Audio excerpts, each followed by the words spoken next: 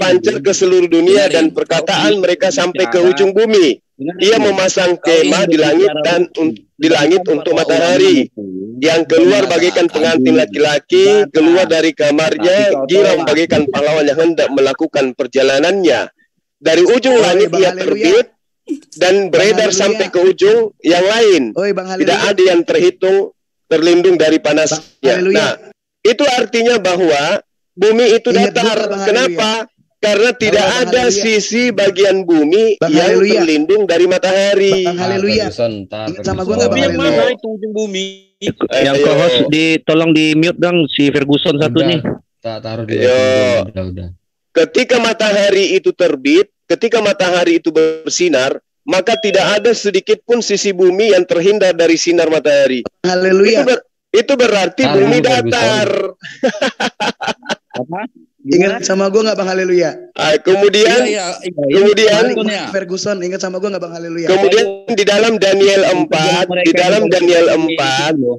nomor 10 dan nomor 11 dikatakan, ada pun penglihatan yang kudapat di tempat tidur itu demikian. Di tengah-tengah bumi ada sebatang pohon yang tinggi. Pohon itu bertambah besar dan kuat, tingginya sampai ke langit dan dapat dilihat sampai ke ujung seluruh bumi. Itu gimana ceritanya? Enggak, saya tanya, saya sedang membuktikan bahwa di kitabmu itu bumi datar. Ada pohon ditumbuh di atas bumi. Pohon yang tumbuh itu menjulang sampai ke langit, sampai terlihat oleh seluruh manusia yang ada di bumi. Itu gimana ceritanya tuh? Ayo. Nah, ceritanya begini, dengar ya. Ceritanya dengar. Yang menjadikan bumi sebagai hamparan bagimu dan langit sebagai atap. Terus? Hampar itu tahu nggak kau tuh hampar itu? Nah, sekarang kamu tinggal di mana? Memang tidak terbentuk hamparan daratan yang ada di sekelilingmu. Tidak berbentuk hamparan. Al-Baqarah ayat 22. Iya, itu tidak berbentuk hamparan. Tidak berbentuk hamparan. Dataran yang ada di sekeliling kamu itu tidak berbentuk hamparan. Banyak loh. Juga maksud saya begini loh, cuma. Kau tadi kan mau cari bukti kan. Jadi teman-teman, bumi datar di dalam kitab yang Kristen, kitab yang diambil dari Bani Israel, Daniel 4 dikatakan ada pohon tumbuh sampai ke langit. Pohon itu bertambah besar dan kuat, tingginya sampai ke langit dan dapat dilihat sampai ke ujung bumi oleh seluruh bumi. Artinya bumi itu datar. Lalu kemudian di dalam Lukas 4 nomor 5 diterangkan begini. Kemudian iblis membawa Yesus ke suatu tempat yang tinggi dan dalam sekejap mata iblis memperlihatkan kepadanya semua kerajaan dunia. Berarti bumi ini datar. Udah. Lalu kemudian di dalam Matius 4 nomor 8, iblis membawa Yesus ke gunung yang sangat tinggi. Kita dengarin dia. Ceramah dia, kita dengarin. Dan iblis memperlihatkan kepada Yesus semua kerajaan dunia dengan kemegahannya. Artinya bumi itu datar karena Yesus bisa melihat semua apa yang ada di atas muka bumi ini setelah dia di atas gunung. Iblis membawa Yesus ke atas gunung yang tinggi sehingga Yesus dapat melihat seisi bumi. Berarti bumi ini datar. Oke, masih mau ayat lain? Udah selesai? Oh belum? Oh ya, kita dengarkan, dia belum selesai katanya. Coba tanya Buya, udah berapa itu dalil yang dikasih tuh? Coba tanya sama dia. Bumi datar. Jadi gini Juma, dengar baik-baik Juma ya. Dengar begini.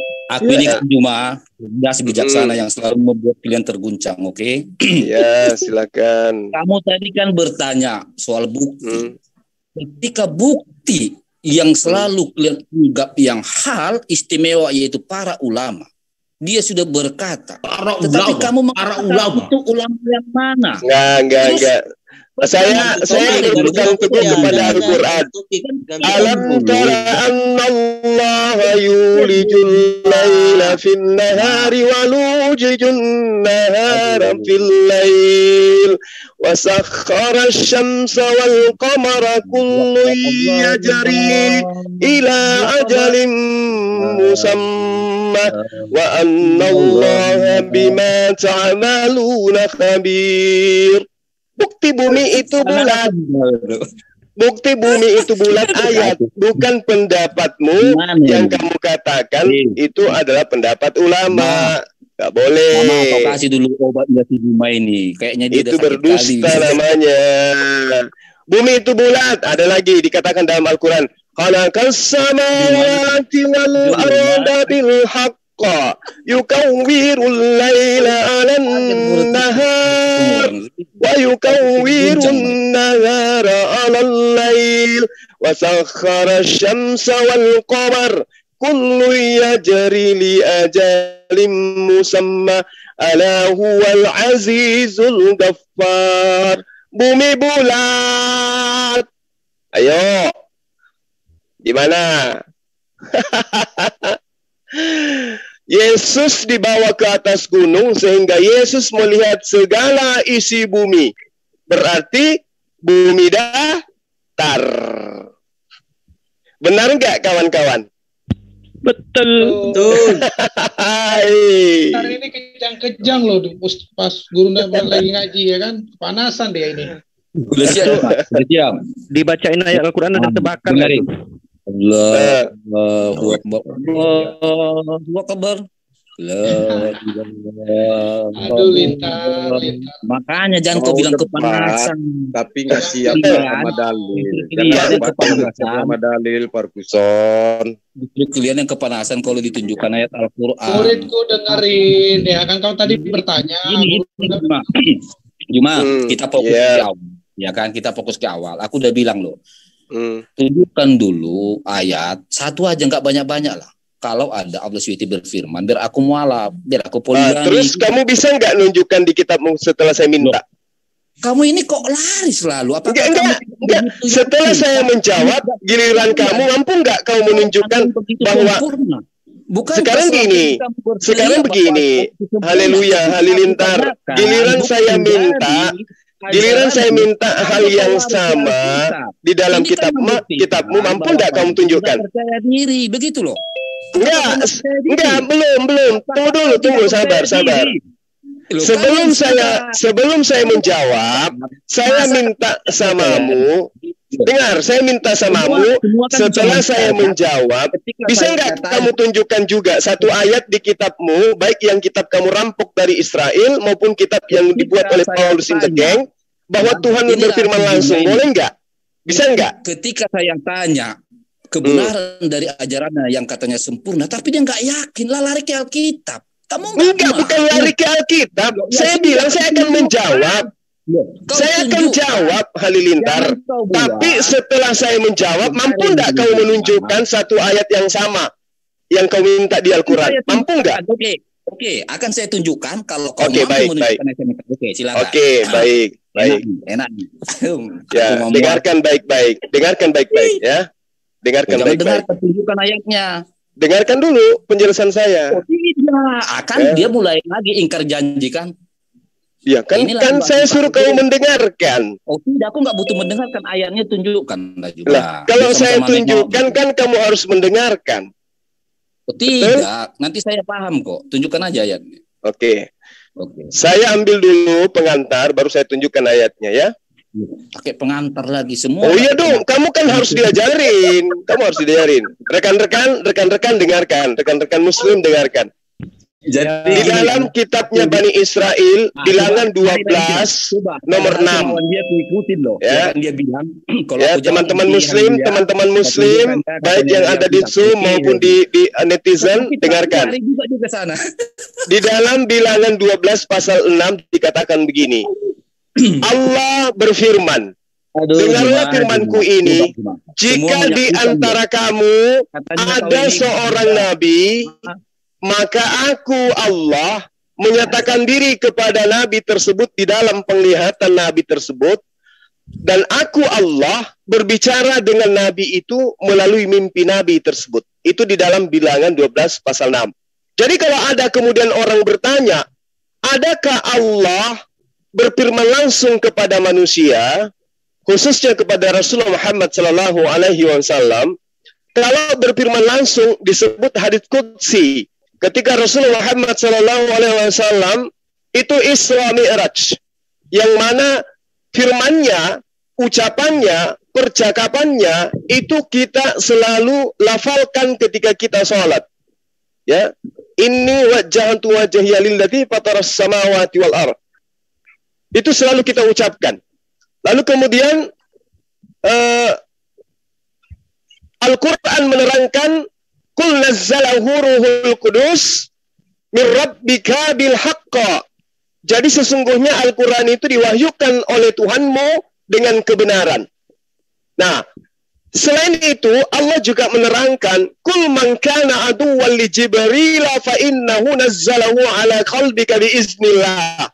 Jadi Allah mengizinkan Jibril menyampaikan wahyunya kepada Rasulullah Muhammad sallallahu alaihi wasallam dengan izinnya Allah. Berarti benar apa yang dikatakan oleh Yesus, bahwa Allah itu tidak bisa didengarkan suaranya, tidak bisa dilihat wajahnya, kecuali orang-orang yang dikhususkan kepadanya. Nah, makanya Rasulullah Muhammad SAW itu menerima wahyu melalui penglihatannya dia, dan juga melalui mimpinya dia. Yang namanya mimpi, sahabat-sahabat, tidak ada orang yang mampu melihat mimpinya orang lain. Misalnya, haleluya, mimpi digigit sama anjing. Apakah kemudian ada orang lain yang mampu melihat mimpinya? Aku membicarakan tentang mimpinya hanya haleluya. Contoh, melalui penglihatan. Nah, orang yang melihat sesuatu, yang mampu menerangkan tentang penglihatan seseorang itu adalah orang tersebut sendiri. Bahwa aku melihat, aku melihat, aku melihat. Gak bisa orang itu kemudian mengatakan, oh iya aku melihat melalui penglihatanmu. Gak bisa. Gak boleh juga ada orang yang menerangkan tentang mimpinya orang. Oh iya, aku lihat kau bermimpi, aku ada di dalam mimpimu, dan aku melihat kau begini-begini. Tidak bisa. Jadi Allah menerangkan wahyunya melalui perantaraan penglihatan Nabi dan juga mimpi Nabi. Itu digenapi di dalam Al-Quran. Jadi ketika ada pertanyaan, adakah Allah berfirman langsung kepada Rasulullah Muhammad SAW? Ada. Hadits qudsi ketika Rasulullah Muhammad SAW itu Isra Mi'raj. Beliau dengan Allah itu bercakap-cakap. Ya, itu yang kita baca pada saat kita sholat, pada tahiyat. Pada saat kita tahiyat awal, tahiyat akhir, itu adalah percakapan Rasulullah. Percakapan langsung Rasulullah Muhammad SAW dengan Allah Subhanahu wa Ta'ala. Nah, itu terjawab ya. Oke, terjawab. Nah, sekarang giliranmu tunjukkan. Sudah, saya sudah menjawab. Saya sudah jawab. Dengarin dulu. Saya sudah jawab, sekarang giliranmu. Saya sudah menjawab, sekarang saya kasih kesempatan samamu menunjukkan data di dalam kitabmu di mana Hasim atau Yodhepathe datang berfirman kepada Lukas, kepada Markus, kepada Matius, kepada Paulus, kepada Yohanes. Silakan, saya tunggu, saya kasih waktu. Saya diam, saya tunggu dalilnya dari kitabmu. Hasim, Tuhannya Bani Israel, datang berfirman langsung kepada penulis kitab kanonik. Silakan. Dengarin, tadi kau bilang, kalau aku jawab nanti haleluya, kau tunjukkan juga di Alkitab ya. Iya, saya okekan. Ya, kita sudah buat janji di situ. Tetapi ketika kau jawab, kau lari juga rujukanmu ke Alkitab, nggak ada malumu cuma. Itu kitabnya Bani Israel, bukan kitabmu. Bukan kitabmu. Kitabnya Bani Israel. Itu kitab rampokan. Yang kau punya itu rampokan berupa terjemahan. Dengarin dulu. Al-Quran bukan kitab. Ya, untuk seisi semesta alam. Jadi sebenarnya kalau kalian mengklaim itu ayat Al-Quran, kau salah. Yaitu untuk semua semesta alam. Oke? Tapi nanti lain ayatnya mana? Tunjukkan. Dengarin dulu. Kau jangan terguncang lah. Main kelereng kau kalah. Nenekmu kiper terguncang dengan manusia kafir kayak kamu, nggak ngepek. tunjukkan sekarang mana ayatnya di dalam kitabmu. Hasem datang berfirman kepada Lukas. Saya tunggu. Juma, tadi kan kita udah sepakat, ya kan? Kita coba tadi. Iya, dan saya sudah jawab, saya sudah tunjukkan. Sekarang giliranmu menunjukkan. Kamu jangan kayak perempuan. Kamu jangan kayak perempuan yang lebay. Perempuan aja nggak ada kayak kau. Dia itu yang sehat. Kamu minta dalil, saya sudah sampaikan dalilnya. Kul man kana aduwwan li Jibril fa innahu nazzalahu 'alal qalbi biiznillah. Sekarang giliranmu, tunjukkan kepada saya ayat di mana Hasem datang berfirman kepada Lukas. Silakan. Kemarin tadi apa yang kau mau? Oh, kalau kau mau ceramah kayak begitu, saya tidak akan kasih kau kesempatan. Saya sudah menjelaskan kepadamu. Kau minta data, saya sudah perlihatkan data. Yang kau mau itu adalah Tuhan Allah Subhanahu wa Ta'ala dilahirkan manusia di kandang binatang, terus berkata kepada Muhammad, kan, Rasul Muhammad, itu yang kamu mau. Kami nggak bisa menunjukkan karangan-karangan seperti itu. Haleluya. Karena kami agama wahyu, bukan agama buatan. Ngerti? Paham? Dulu lah ya. Di sini nggak paham ya. Ini nggak levelku ini. Keinang-inang dia aja ngomong, bikin malu. Mana ayatmu? Mana ayatmu? Haleluya. Tuhan berfirman langsung kepada Lukas, mana? Mencret. Itu ada murid Paulus tuh. Silakan, ada yang agak waras sedikit, silakan. Tunggu. Dia bilang udah masuk sih. Yang agak sehat sedikit, maju, silakan. Jadi sahabat-sahabat sekalian, inilah tipikal orang Kristen, ya. Saya harus mengatasnamakan orang Kristen karena mereka menjadi Kristen dan tidak menjadi Islam itu karena pandangannya terhadap Al-Quran itu sama. Al-Quran itu sudah sangat jelas wahyu dari Allah melalui perantaraan malaikat. Nah, malaikat ini adalah makhluk suci. Malaikat ini lebih dipercaya daripada manusia. Nah, sekarang kalau kita mau membandingkan antara Al-Quran dengan kitabnya mereka, diterangkan di dalam Al-Quran, kul man kana aduwwan li Jibril fa innahu nazzalahu ala qalbika biiznillah. Malaikat Jibril datang, itu kemudian menyampaikan wahyu berdasarkan atas perintah dan izin Allah.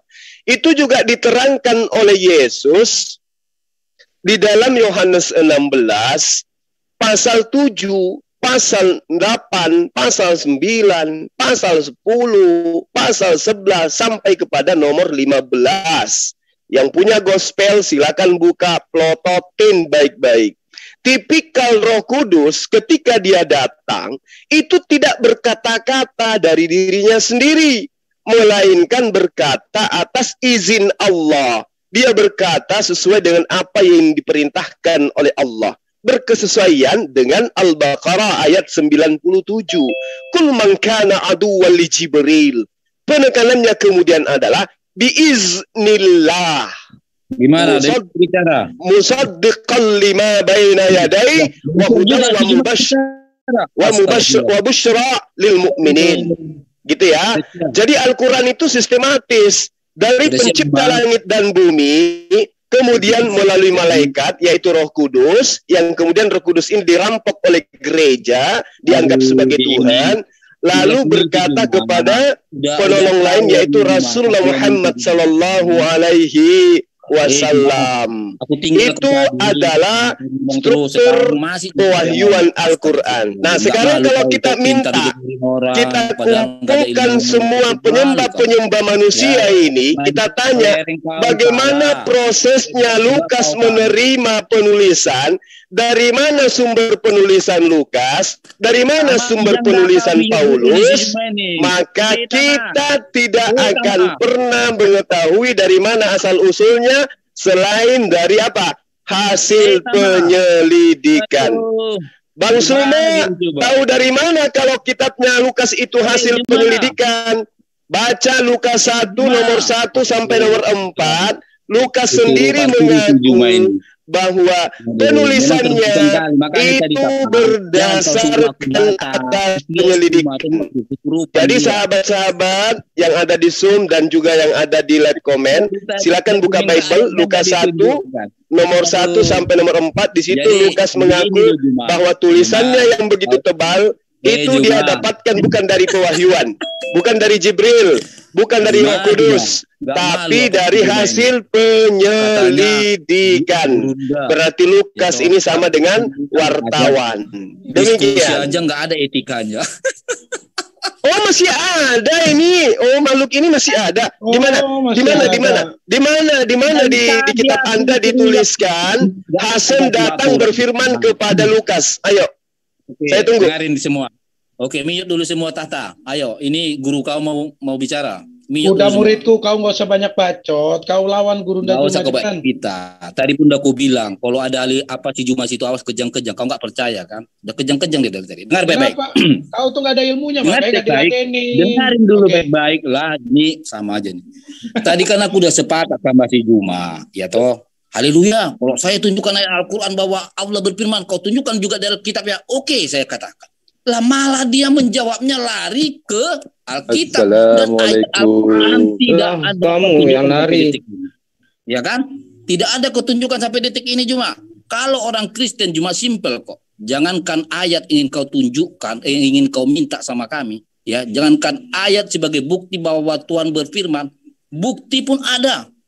Yaitu apa? Yesus firman hidup. Enggak cuma ayat. Oke? Makanya saya bilang cuma ayat Al-Quran. Di situ kesalahanmu Halilintar. Kamu mau Allah itu sama seperti Tuhanmu. Kamu mau Allah itu sama seperti Tuhanmu. Lahir, dinetein, dicebokin, disuapin, dimandiin, dibajuin, diselimutin, dibobokin. Itu yang kamu mau. Maaf kawan, Tuhan kami bukan Tuhan pagan.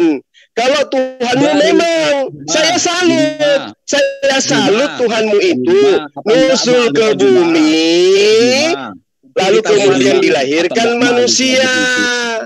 Tapi sangat disayangkan Halilintar, ketika Tuhanmu sudah menjadi manusia, tidak pernah berkata kepada Lukas. Sakit kan? Sekarang coba kau tunjukkan. Tuhanmu yang sudah menjadi manusia itu berkata kepada Lukas. Coba satu ayat saja. Silakan. Kita tunggu ya kawan-kawan ya. Tuhannya dia sudah dilahirkan manusia. Ya toh? Ketakutan terhadap malaikat. Ya toh? Kelaparan, ketiduran. Nah, Tuhan dia ini sudah nusul menjadi manusia. Coba kita minta kepada Halilintar. Di mana Tuhanmu yang sudah jadi manusia itu berkata langsung kepada Lukas. Saya kasih kau waktu 5 menit. Silakan. Oke, 5 menit coy. Oke, semua di-mute dulu. Orang cerdas bijaksana ya, bicara. Jadi ayat Yesus berkata langsung kepada Lukas ya, silakan. Kalau enggak ada langsung saya mute lagi.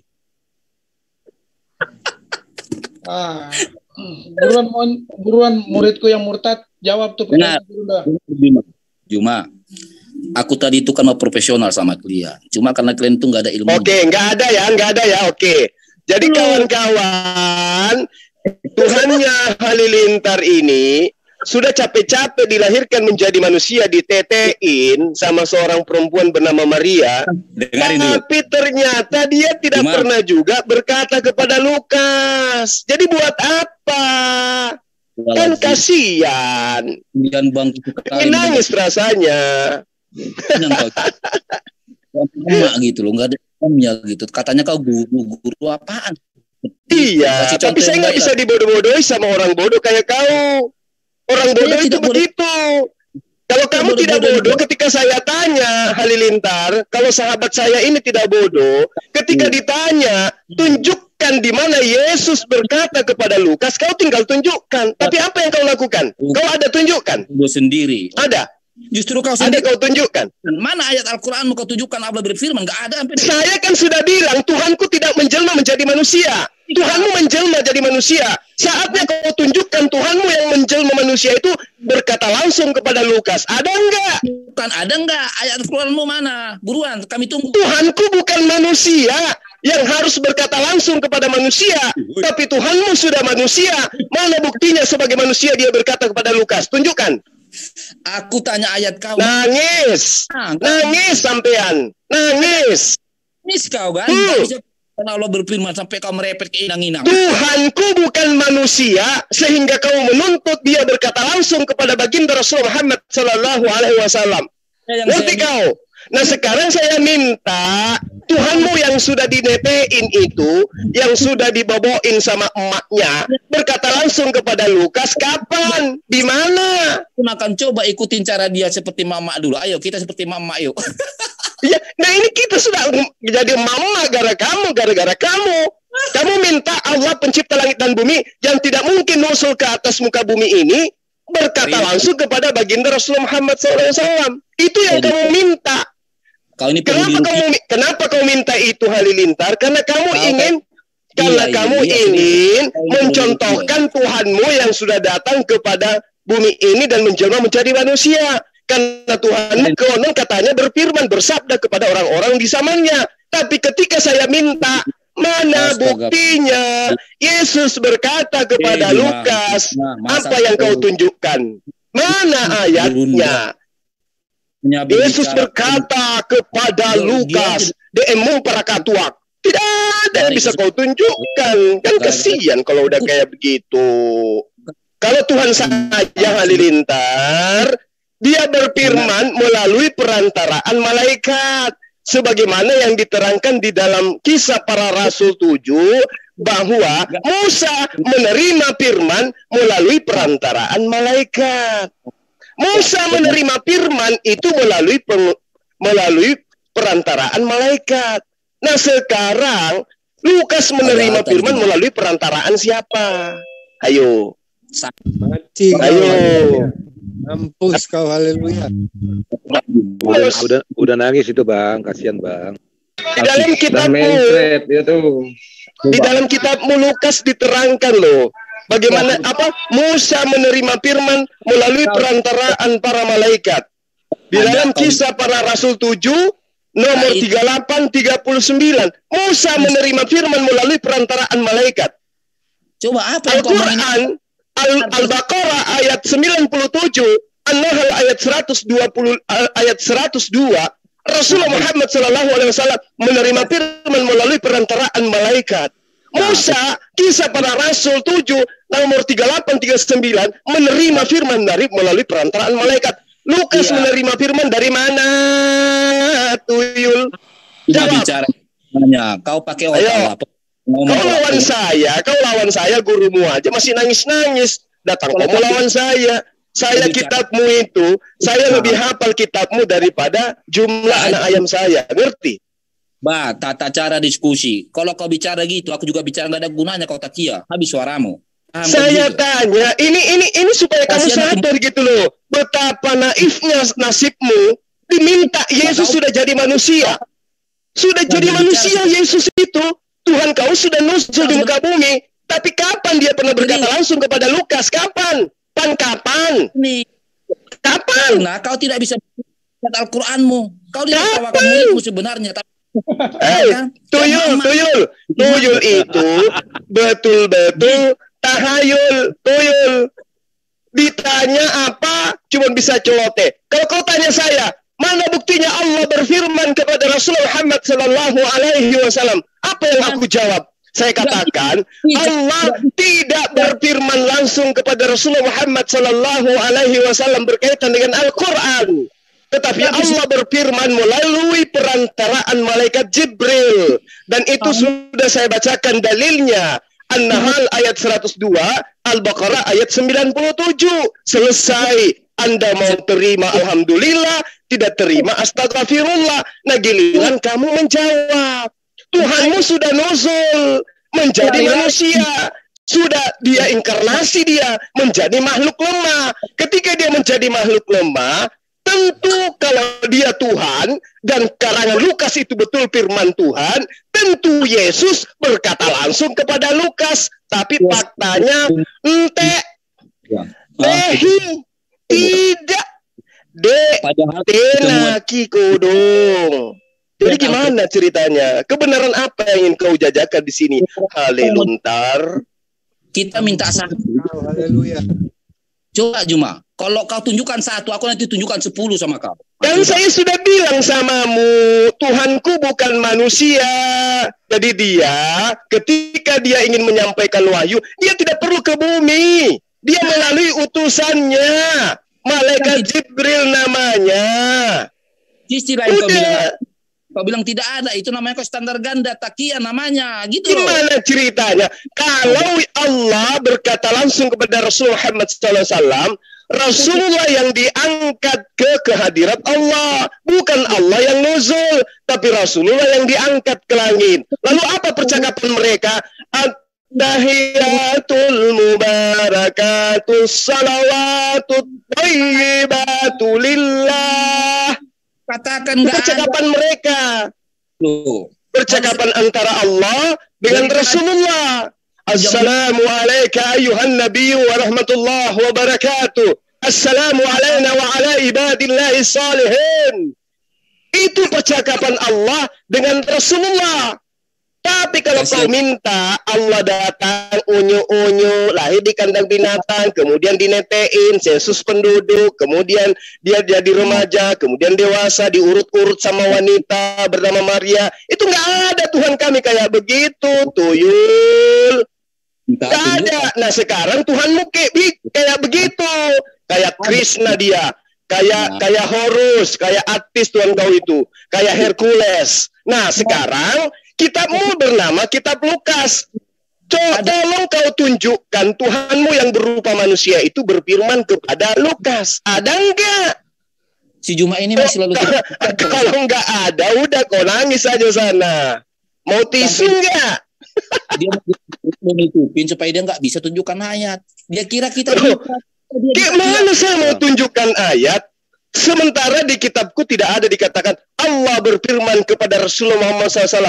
Kalau ada bunyi ayat begitu, itu berarti orang ketiga yang menulis. Itu bukan firman Tuhan, tuyul. Sama dalam kitabmu. Berfirmanlah Tuhan. Berarti bukan Tuhan yang berarti itu bukan firman Tuhan. Itu perkataan orang yang menerangkan Tuhan sedang berfirman. Al-Quran itu nggak ada kayak begitu. Di dalam Al-Quran itu tidak ada dikatakan berfirmanlah Allah, nggak ada, kecuali di dalam buku-buku karangan yang menerangkan Allah Subhanahu wa taala berfirman, atau qala Allah taala fi Qur'anil Karim. A'udzu billahi minasyaitonir rajim.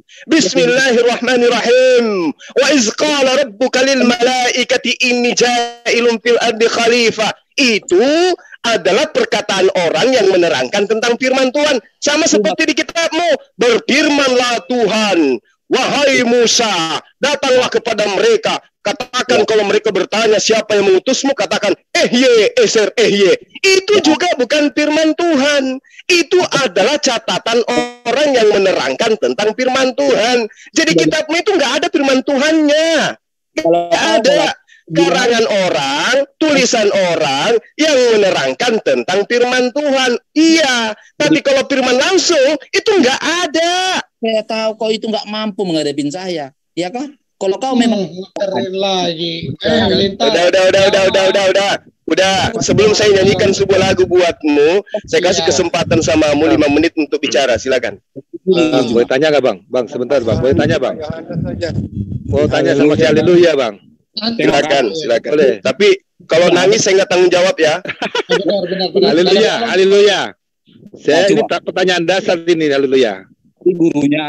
Gurunya muridnya. Haleluya. Enggak, saya mau tanya itu. Kalau ban saya bocor 1 berapa ini harganya, Bang? Tambal bannya. Rumah aja pun sampai ketakutan itu. Dengarin Juma. Ya. Kalau kau jawab Juma tidak ada, langsung bilang nggak ada. Jadi kita nggak bisa saya mengatakan nggak ada. Kenapa? Karena 100% dari 30 juz Al-Quran itu adalah wahyu dari Allah. Nggak bisa saya katakan seperti itu. Yang kamu minta itu adalah Allah turun ke bumi, ditangkap sama Hansip, kemudian dibunuh, baru berfirman. Itu yang kau minta. Nggak bisa dong, Tuhan nggak kayak gitu. Itu cerita dongeng yang kayak begitu, kawan. Itu cerita Hercules. Nggak ada. Nggak ada ayat turun ke bumi. Itu saya nggak minta ayat Allahmu turun ke bumi. Yang saya minta berfirman Allahmu di Al-Quran. Iya, itu semua Al-Quran itu adalah firman-Nya. Mulai dari Al-Fatihah sampai An-Nas itu adalah firman Allah. Tapi cara pewahyuannya melalui penglihatan, yaitu Jibril, dan juga melalui mimpi Rasulullah. Yang kau minta apa? Jelaskan kau sedikit. Jadi yang kau minta ada suara Allah dari langit gitu. Inilah anakku yang kukasihi, kepadanya aku berkenan. Mau yang kayak begitu? Mau ada suara Tuhan dari langit begitu? Nenekmu kiper, Islam tidak mengenal cerita-cerita dongeng kayak begitu. Ada suara dari langit, terbelah langit. Siapa yang lihat langit terbelah? Pakai teropong apa? Pakai teropong apa tuh? Banyak yang mengasihkan langit terbelah. Gimana langit itu terbelah? Hei, sadar nggak tuh? Ada suara dari langit. Wow, suara dari langit. Jangan-jangan petir. Oke, biarkan Haleluya ngomong 5 menit. Coba, ocehan dia dalam menit. Iya, saya kasih kau 5 menit bicara kalau masuk akal. Saya kan minta, coba dengarkan teman-teman. Saya sudah menjelaskan panjang lebar. Saya akan kasih kesempatan kepada Haleluya, tapi dengan pertanyaan yang sama. Tunjukkan Hasem berfirman langsung kepada Lukas. Silakan.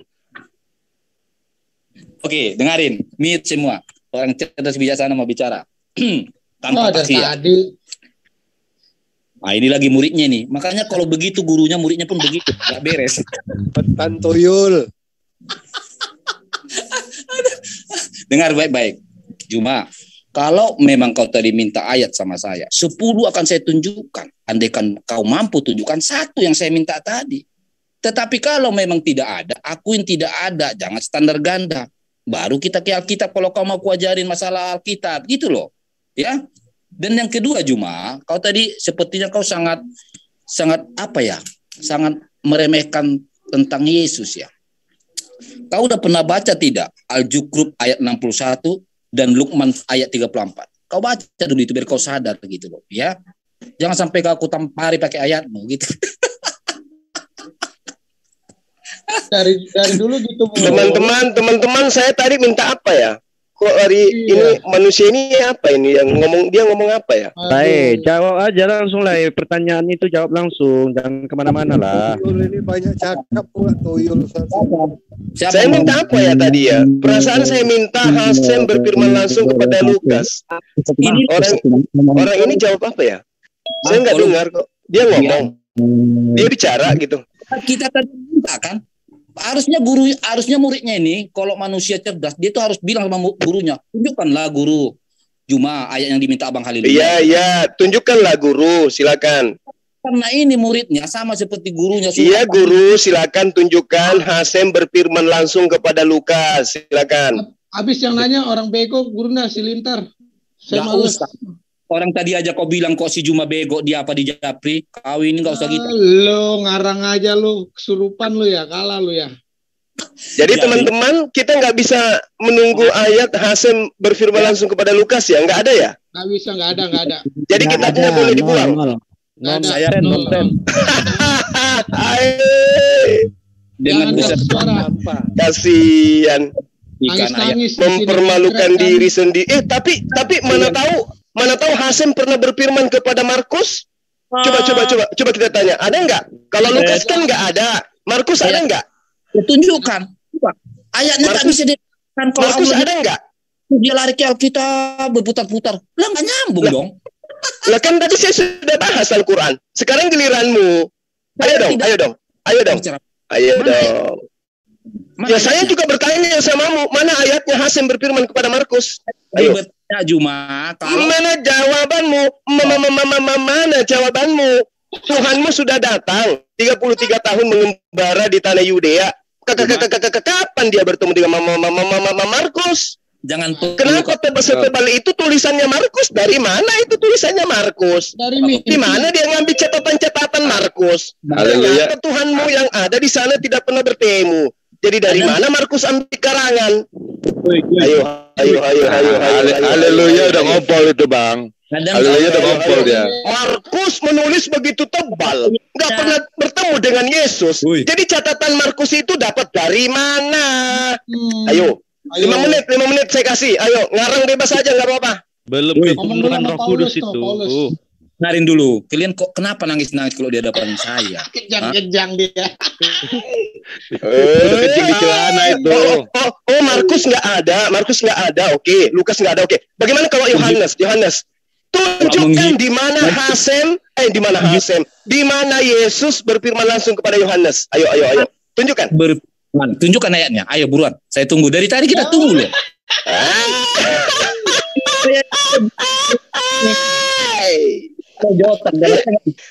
Jadi nggak ada juga di Yohanes. Yesus nggak pernah berfirman langsung kepada Yohanes. Oh, kalau begitu kita ke Matius. Coba Matius. Bagi saya tunjukkan di mana Yesus berfirman langsung kepada Matius. Ya, ayo. Ya kan saya tunjukkan lebih. Maka aku melihat Yesus datang mengambil seorang yang bernama Lewi dan si pemungut cukai. Ayo, tunjukkan dong. Yesus berfirman kepada Matius, pengarang kitab Matius. Tadi Lukas nggak ada, Markus nggak ada, Yohanes nggak ada. Matius ada nggak? Matius, coba. Sampai detik ini menunggu di mana ayatnya Allah SWT berfirman. Oh, Markus nggak ada, Matius nggak ada juga, Yohanes juga nggak ada, Lukas juga nggak ada. Paulus, coba. Di mana Yesus berkata langsung kepada Paulus? Ayo, 5 orang loh. Ayo. Yesus datang berkata kepada Paulus. Ayo, saya ingin tahu di mana tuh. Padahal dalam hati murid muda gini. Goblok ini. Waduh, gak ada juga. Padahal 5 orang loh. Dulu dia itu. Orang yang aku paling cerdas ini ya. Petrus. Mana tahu di Petrus ada. Yesus berkata kepada Petrus. Di mana? Ayo, tunjukkan ayatnya. Enggak ada di sini. Enggak ada juga. Ada Petrus di sini nih. Jadi kitab yang setebal itu buat apa? Dari mana ke mana datangnya? Kumaha atum mbak. Aduh. Ya udah cebok aja dulu. Cebok pakai air 1 sendok silakan.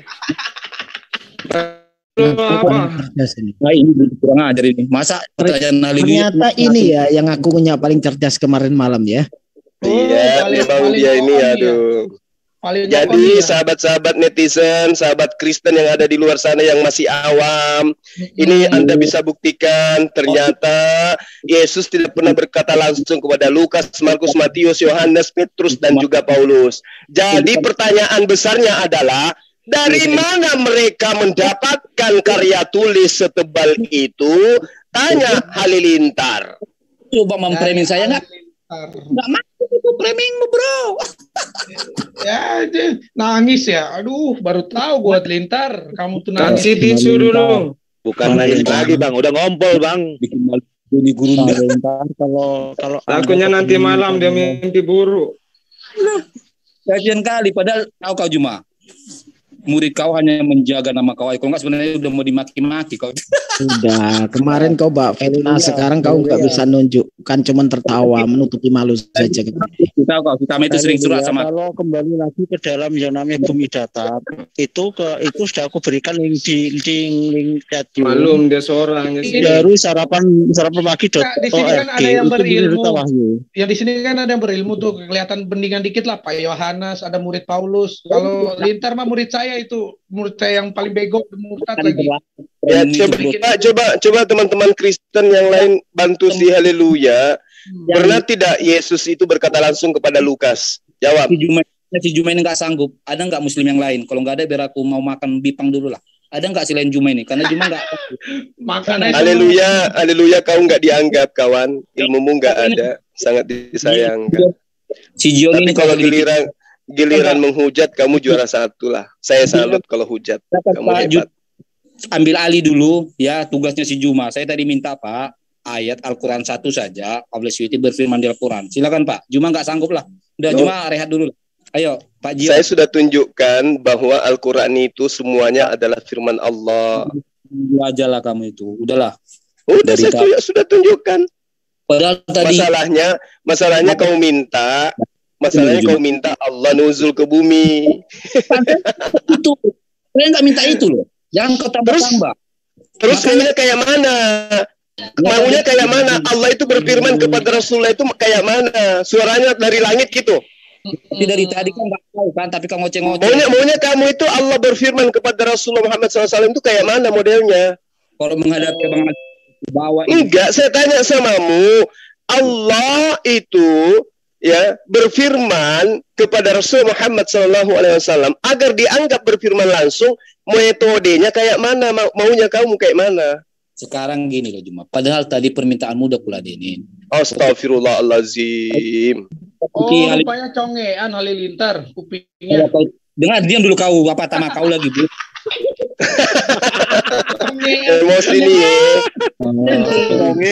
Cuma Allah mau meminta para malaikat.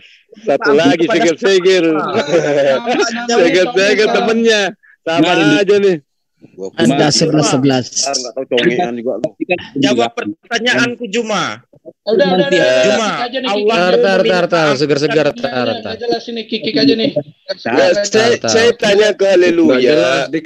Yang dimaksud Allah berfirman langsung kepada Rasulullah Muhammad SAW itu yang kayak mana maksudnya? Kok kalian itu ketakutan sama aku? Hanya satu yang bisa ngalahkan haleluya, ya di-kick lah. Kalau enggak di-mute. Ya, jadi itu udah. Bukan kau, itu si segar-segar. Nyatanya kemarin gajah pula kabur kok takut. Gimana kamu? Lagi kau mati si Juma pun kau jilat itu. Kan itu yang kau bilang sama saya. Enggak usah merasa pintar. Kecerdasanmu tunjukkan di sini kalau memang kamu cerdas. Siapa ini? Ini siapa ini? Saya yang kemarin bikin kamu kabur. Di bawah standar Bang Evin. Siapa namanya? Jangan suka framing lah. Kalau enggak bisa baca. Itu lihat itu. Kamu enggak fitnah kemarin. Tunjukkan kalau kamu cerdas. Kamu cari Bang Zuma kemarin, sekarang sudah ada, kamu dijelaskan sama Bang Zuma, protes terus. Coba tunjukkan keilmuan kamu di sini kalau kamu memang cerdas. Pak, dengarin Pak ya, saya tidak. Netizen loh, Halilintar, malu loh. Ini orang tua ngomong. Begini loh Pak. Kasihan lah. Diam dulu. Aduh, haleluya. Kasihan lah ya. Dulu lah, kan takut orang ini kan. Begini tadi. Enggak ada yang takut. Aja diajak sama si Juma. Aduh. Kami udah sepakat sama Juma. Oke. Otaknya itu Halilintar itu. Aku tunjukkan nanti ayat itu ada di Al-Quran. Kau juga tunjukkan ayat di Alkitab. Oke, kami udah sepakat loh. Sudah tunjuk. Kalau kamu tahu di dalam Al-Quran itu ada, tunjukkan. Baca original teksnya. Ini lagi, aku kira pintar ini, rupanya bodoh juga. Ya, kamu yang udah kita layani orang bodoh jadi banget. Aku kira datang di itu ada yang pintar kan, yang lebih dikit lah, yang lebih pintar Pak Yohana. Iya. Jadi kamu bawa ayat katanya ada, disuruh nunjukkan original teksnya, kamu juga kejang-kejang malah. Makanya kalian biasakan mendengarkan orang, makanya kalian yang begini Pak. Tadi kan aku bilang sama begini maumu, begitu mau. Nah, sekarang aku bertanya kepada Juma dan Muslim ini, apa kalian tuh minta ampun sama siapa? Ngomong aja nggak jelas, segar-segar. Yo. Jangan ngomong kamu. Jangan yo. Enggak, sekarang gimana Juma udah? Yo. Seger ini mabuk dia tuh. Ayo jawab dulu, Allahmu itu minta ampun sama siapa? Ada di hadisnya. Masa sama lo nyet? Jawab. Enggak boleh itu. Ayo, malu-maluin lu. Karena gantian. Kalau kalian mau cari aku, nah, lihat. Orang ini pada ilmunya. Oke, Allah kalian itu Allah kalian itu loh, masa Allah minta ampun, masa Allah mau minta ampun, coba jawab dulu, masa Allah kalian minta ampun? Aduh, manusia paling goblok. Seker-seker belajar ngomong dulu biar jelas. Allah mau minta ampun. Belajar ngomong dulu segar-segar. Benar. Kalian itu saya paham bentuknya. Haleluya, kamu kan cerdas, ajarin seger-seger ngomong. Kau didik Allah dan para malaikat meminta ampun. Coba segar belajar ngomong yang baik dan benar dulu. Kalau nggak bisa bahasa Indonesia, bahasa Banjar, bahasa Dayak aja dah, kayak itu nah. Yang mengartikan. Bang Basit, bahasa Padang. Nah, dia ini kan orang Kalteng juga, orang Palangkaraya. Memang ya kayak gini lah. Ya, bahasa Padang aja. Bahasa Padang aja sama saya. Enggak, maksudnya dia ini kalau memang kurang bisa berbahasa Indonesia yang baik dan benar, tidak tertata, ya pelan-pelan lah, gitu loh. Bisa aja aku bahasa Indonesia. Ya udah, coba ngomong yang baik coba. Perasaan kamu ngomong bahasa apaan tuh? Kita nggak ngerti bahasanya kayak gitu. Iya, bahasa kamu bahasa apaan? Masa nggak ngerti? Pelan-pelan. Allah kalian tuh Allah dan para malaikat meminta ampun tuh pada siapa? Itu kan ada hadisnya. Tunjukin hadisnya coba. Kalau mau diskusi yang baik dan benar coba. Kalau yang mau jangan bubul-bubul benar orang tuh bujur kata Hai, Paras Kristus datang.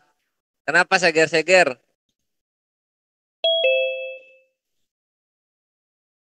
Coba buka mute-nya segar-segar coba. Ngomong yang jelas dulu lah. Tampilkan mana hadisnya. Nah, buka coba mic-nya. Mute. Segar-segar ayo keling. Segar-segar coba ngomong yang pelan lah, pelan aja ngomongnya. Kalau mau berdiskusi coba. Kau jangan bilang begitu. Si Juma aja tak ada beresnya ngomong kok pura-pura diam tadi kalian. Itulah kalian munafik makanya saya bilang, ya. Padahal kami coba Anda pernah dia bicara kan segar-segar ngomong. Dia toh enggak ada yang paham. Bicara. Terus kalian pura-pura enggak begitu. Enggak boleh seperti itu, Bro, ya. Sekalipun kalian muridnya, kalau gurumu salah tendang gitu loh. Bila perlu sepakkan kalau dia salah gitu. Salahnya di mana? Udah ya. Salahnya tuh di mana? Sekarang begini, salahnya saya kasih tunjuk. Gurumu nyerocos begitu dan diam. Terus ketika Kristen bicara sekata dua kata langsung bicara pakai aturan. Kalian ini munafik. Ngomongnya nggak jelas gimana kita mau mencernanya coba. Saya aja jelas kok dengarnya. Kalau Anda coba terus kami dengar kan, Anda bicara kan bagus. Terus beda kan? Kami dengar kan. Karena kalian salah terus, di sela-sela saudaramu terus dia ngomong, saudara kau ngomong. Ya nggak jelas lah. Sama seperti Juma coba. Ya udah bicaralah kau. Makanya saya ajarin dulu kalian tata kromo. Waduh, sekarang gini, nggak perlu Anda tuh saling mengajari. Coba lah. Pas aku ngomong, yang jelas tunjukkan kecerdasan kamu di sini. Pakai keilmuan yang mantap gitu loh. Jadi kita teredukasi juga. Itu jangan cuman hanya paling cerdas tapi ditanya nggak jawab. Itu kan percuma jadinya. Ya betul Pak, makanya saya juga tadi udah bilang gitu loh Pak sama si Juma, kau ngomong aku ngomong percuma kau terus ceramah nggak ada yang dengar. Kan sudah dijawab dengan jelas. Pengawalin. Wow, nyambung, haleluya. Jadi maksud saya begitu. Nah, ya. Gimana? Sekalipun kalian muridnya si Juma, kalau si Juma salah sepakan gitu loh, jangan didiamkan. Ya salahnya di mana? Kok nggak ada salah kok gimana? Salahnya di mana? Mau mengetik di mana? Yang salahnya Bang Haleluyanya nggak bisa nyambung. Nah itu dia. Ya Tuhan lu berbentuk laki-laki punya zakar, kami enggak. Jangan samakan. Sekarang begini ya, haleluya. Bang Zuma itu membacakan ayat suci Al-Quran itu dengan merdunya. Ya kami mendengarkan. Iya salahnya di mana? Gak ada yang salah. Salahnya di mana? Sama beliau kok. Bukan itu tadi pembahasan. Semuanya di sini haleluya, lu tanya semua di sini. Ada nggak salah dengan perkataan Bunda Zuma itu? Nggak ada satupun yang bilang salah. Betul semuanya. Loh, kau kan muridnya, nggak mungkin kau salahkan. Nah, iya, kenapa harus memaksakan kami menganggap dia salah? Salah sih. Nggak salah. Nyalain apa? Oke, saya mengikuti apa yang kamu mau. Nah, sekarang apa yang ingin kau katakan tentang Al-Quran? Silakan. Tidak ada cuma itu kan. Kamu udah bilang gitu. Ya, saya tidak bisa mengikuti cara berpikirmu bahwa Tuhanku harus datang ke bumi berfirman. Nah, karena itulah kemudian kenapa dengan Al-Quran rupanya? Silakan. Aku tidak memaksakan. Makanya kan saya bilang dari tadi, kalau nggak ada, bilang aja cuma nggak ada. Nggak ada Tuhan saya langsung datang ke bumi berfirman. Ah, ya udah. Jadi ngapain? Marah gitu loh. Nggak ada. Tuhan saya nggak bisa menjadi makhluk, nggak bisa dilahirkan, kemudian berkata kepada Rasulullah Muhammad SAW. Kamu udah mengaku itu ikhlas gitu, jangan pakai tapi. Oh iya, Juma udah mengaku.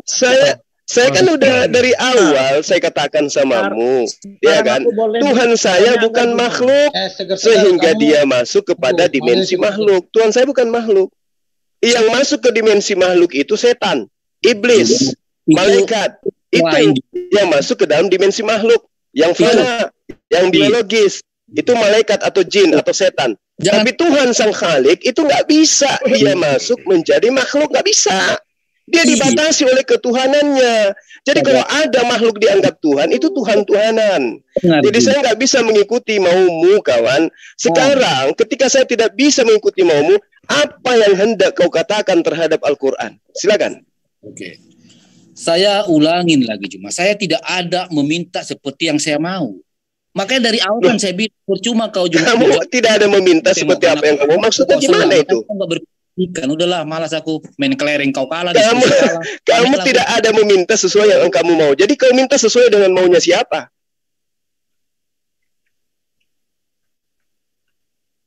Halilintar? Kabur. Lucu nggak itu kawan-kawan? Aku tidak ada meminta sesuai dengan apa yang aku mau. Maksudnya? Jadi dia meminta sesuai dengan apa siapa yang mau. Bersilat lidah, Guru dah. nangis. Jadi sedikit sahabat-sahabat. Jadi kalau misalnya gini. Ketika dia minta, adakah Allah itu berfirman langsung kepada Rasulullah Muhammad SAW? Nah, saya dengan segala keterbatasan saya akan bertanya kepada dia sesuai dengan pertanyaan saya. Maunya kamu, Allah itu berfirman langsung dengan cara kayak mana? Suaranya gitu langsung dari langit. Membacakan ayat suci Al-Quran gitu. Zalikal kitabu la raiba fihi hudan lil muttaqin. Jadi dia maunya Allah bersuara dari langit gitu. Berarti kita semua jadi nabi dong. Benar nggak? Iya benar. Betul. Iya. Kita semua jadi nabi. Yang mendengarkan wahyu dari Allah itu semuanya menjadi nabi dong kalau gitu. Itu yang pertama. Kemudian, kalau dia menginginkan dia datang dalam mimpi. Lah itu yang dialami oleh Rasulullah. Kalau dia mau mendudukkan kejadian 16 nomor 3 bahwa ketika Allah menginginkan di tengah-tengah kita ada mimpi dong, bukan nggak eksis dong, nggak ada. Nah, mimpi kan, Bapak sendiri sudah katakan, Bapak Zuma sudah sendiri katakan, itu merupakan narasi yang ngaco dari hadis itu, yang ada sana siapa manusia. Wah, berarti berdasarkan hadis itu, Bapak sudah terdiam. Atur napas dulu. Anda belajar ngomong dulu. Belajar bicara, belajar bernapas yang baik. Rangainya sama semua, masuk langsung nyerocos. Ya, Anda tidak akan pernah mendapat hujatan dari kami kalau Anda berbicara dengan baik. Silakan Anda atur napas, duduk yang sopan. Mari kita tanding bersama. Ini Alberto, ini orang bicara aja nggak jelas ini. Si Alberto ini. Kamu mau tanding hujat dengan saya? Mau? Tanding hujat. Mau enggak tanding hujat? Kalau hujat menghujat, belum ada manusia yang lahir yang bisa mengatakan saya menghujat kalau mau menghujat. Ngerti? Sudah banyak orang yang meninggal dunia gara-gara saya hujat. Asal kau tahu. Bahaya. Ngerti kau? Ada staf saya sudah 20 tahun tidak naik pangkat gara-gara saya hujat. Ngerti kau? Bahkan ada yang menjadi duda gara-gara saya hujat. Kepala bapak kau. Dia Alberto dia orang gila nih, dia orang gila nih. Orang gila. Oke, saya lanjut sedikit ya teman-teman ya. Apa itu teknologi? Lu mau teriak kayak gimana juga suaranya segitu-segitu aja. Ya, jadi saya lanjut ya, itu yang pertama. Tuhan tidak akan mungkin kemudian bersuara dari langit lalu kemudian didengarkan oleh hanya satu orang.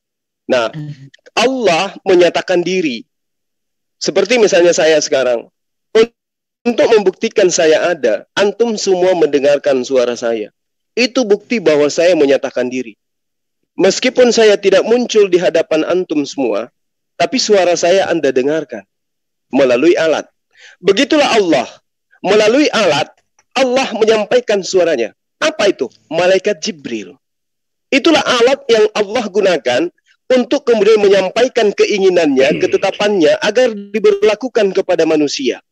Allah menyampaikan keinginannya melalui malaikat Jibril untuk Bani Israel disampaikan kepada Nabi Musa alaihissalam. Allah menginginkan kemudian ketetapannya disampaikan kepada seluruh umat manusia melalui malaikat Jibril datang kepada baginda Rasulullah Muhammad sallallahu alaihi wasallam. Jadi Allah itu tidak akan mungkin nuzul secara wujud ke atas muka bumi ini, nggak mungkin. Karena Allah itu maha besar. Alam semesta ini kecil. Alam semesta kita ini menurut hitungan manusia besar. Tapi menurut hitungan Allah, itu hanya sebutir debu. Gak mungkin Allah itu yang maha besar itu kemudian menjadi maha kecil. Gak mungkin.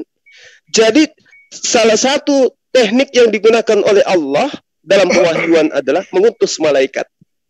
Nah, inilah yang terjadi di dalam Al-Quranul Karim. Nah, kalau ada kemudian orang datang bertanya, tunjukkan kepada saya Allah berfirman langsung kepada Rasulullah Muhammad sallallahu alaihi wasallam. Maka cara kita menjelaskan ya seperti yang tadi. Allah berfirman langsung melalui malaikat Jibril sampai kepada Rasulullah Muhammad sallallahu alaihi wasallam. Kenapa dikatakan berfirman langsung? Karena malaikat Jibril tidak menambahi, tidak mengurangi firman Allah yang datang kepada Rasul Muhammad sallallahu alaihi wasallam. Ketika Allah menyampaikan Iqra, maka malaikat Jibril datang tidak memperkenalkan diri. Ya Muhammad, ini Jibril. Tidak ada kayak begitu. Makanya ketika malaikat Jibril itu datang di dalam gua Hira, dia tidak memperkenalkan diri. Wahai Muhammad, perkenalkan nama saya Jibril. Ya, saya dari malaikat kalangan. Tidak ada. Itu cerita dongeng yang kayak begitu. Lawang Yesus aja didatangi malaikat, diberi kekuatan. Ada nggak malaikat itu perkenalkan diri? Nggak ada. Nggak ada itu. Kecuali yang bukan nabi. Bisa jadi malaikat itu memperkenalkan diri kepada, seperti misalnya ketika datang kepada Maryam. Memperkenalkan diri agar tidak dianggap sebagai jin atau setan. Nah, jadi Allah Subhanahu wa Ta'ala itu mewahyukan kalamnya kepada Rasulullah Muhammad SAW melalui tabir, melalui mimpi, melalui malaikat Jibril. Dan itu berkesesuaian dengan apa yang diceritakan oleh kitabnya Bani Israel. Jika di tengahmu ada seorang nabi, maka aku Allah menyatakan diri kepada nabi tersebut melalui penglihatan dan juga berbicara kepada nabi tersebut melalui mimpi. Datang-datang, buktikan. Allah berfirman langsung kepada Rasulullah Muhammad SAW. Jadi dia mau layaknya Yesus itu datang ke atas muka bumi berkata langsung.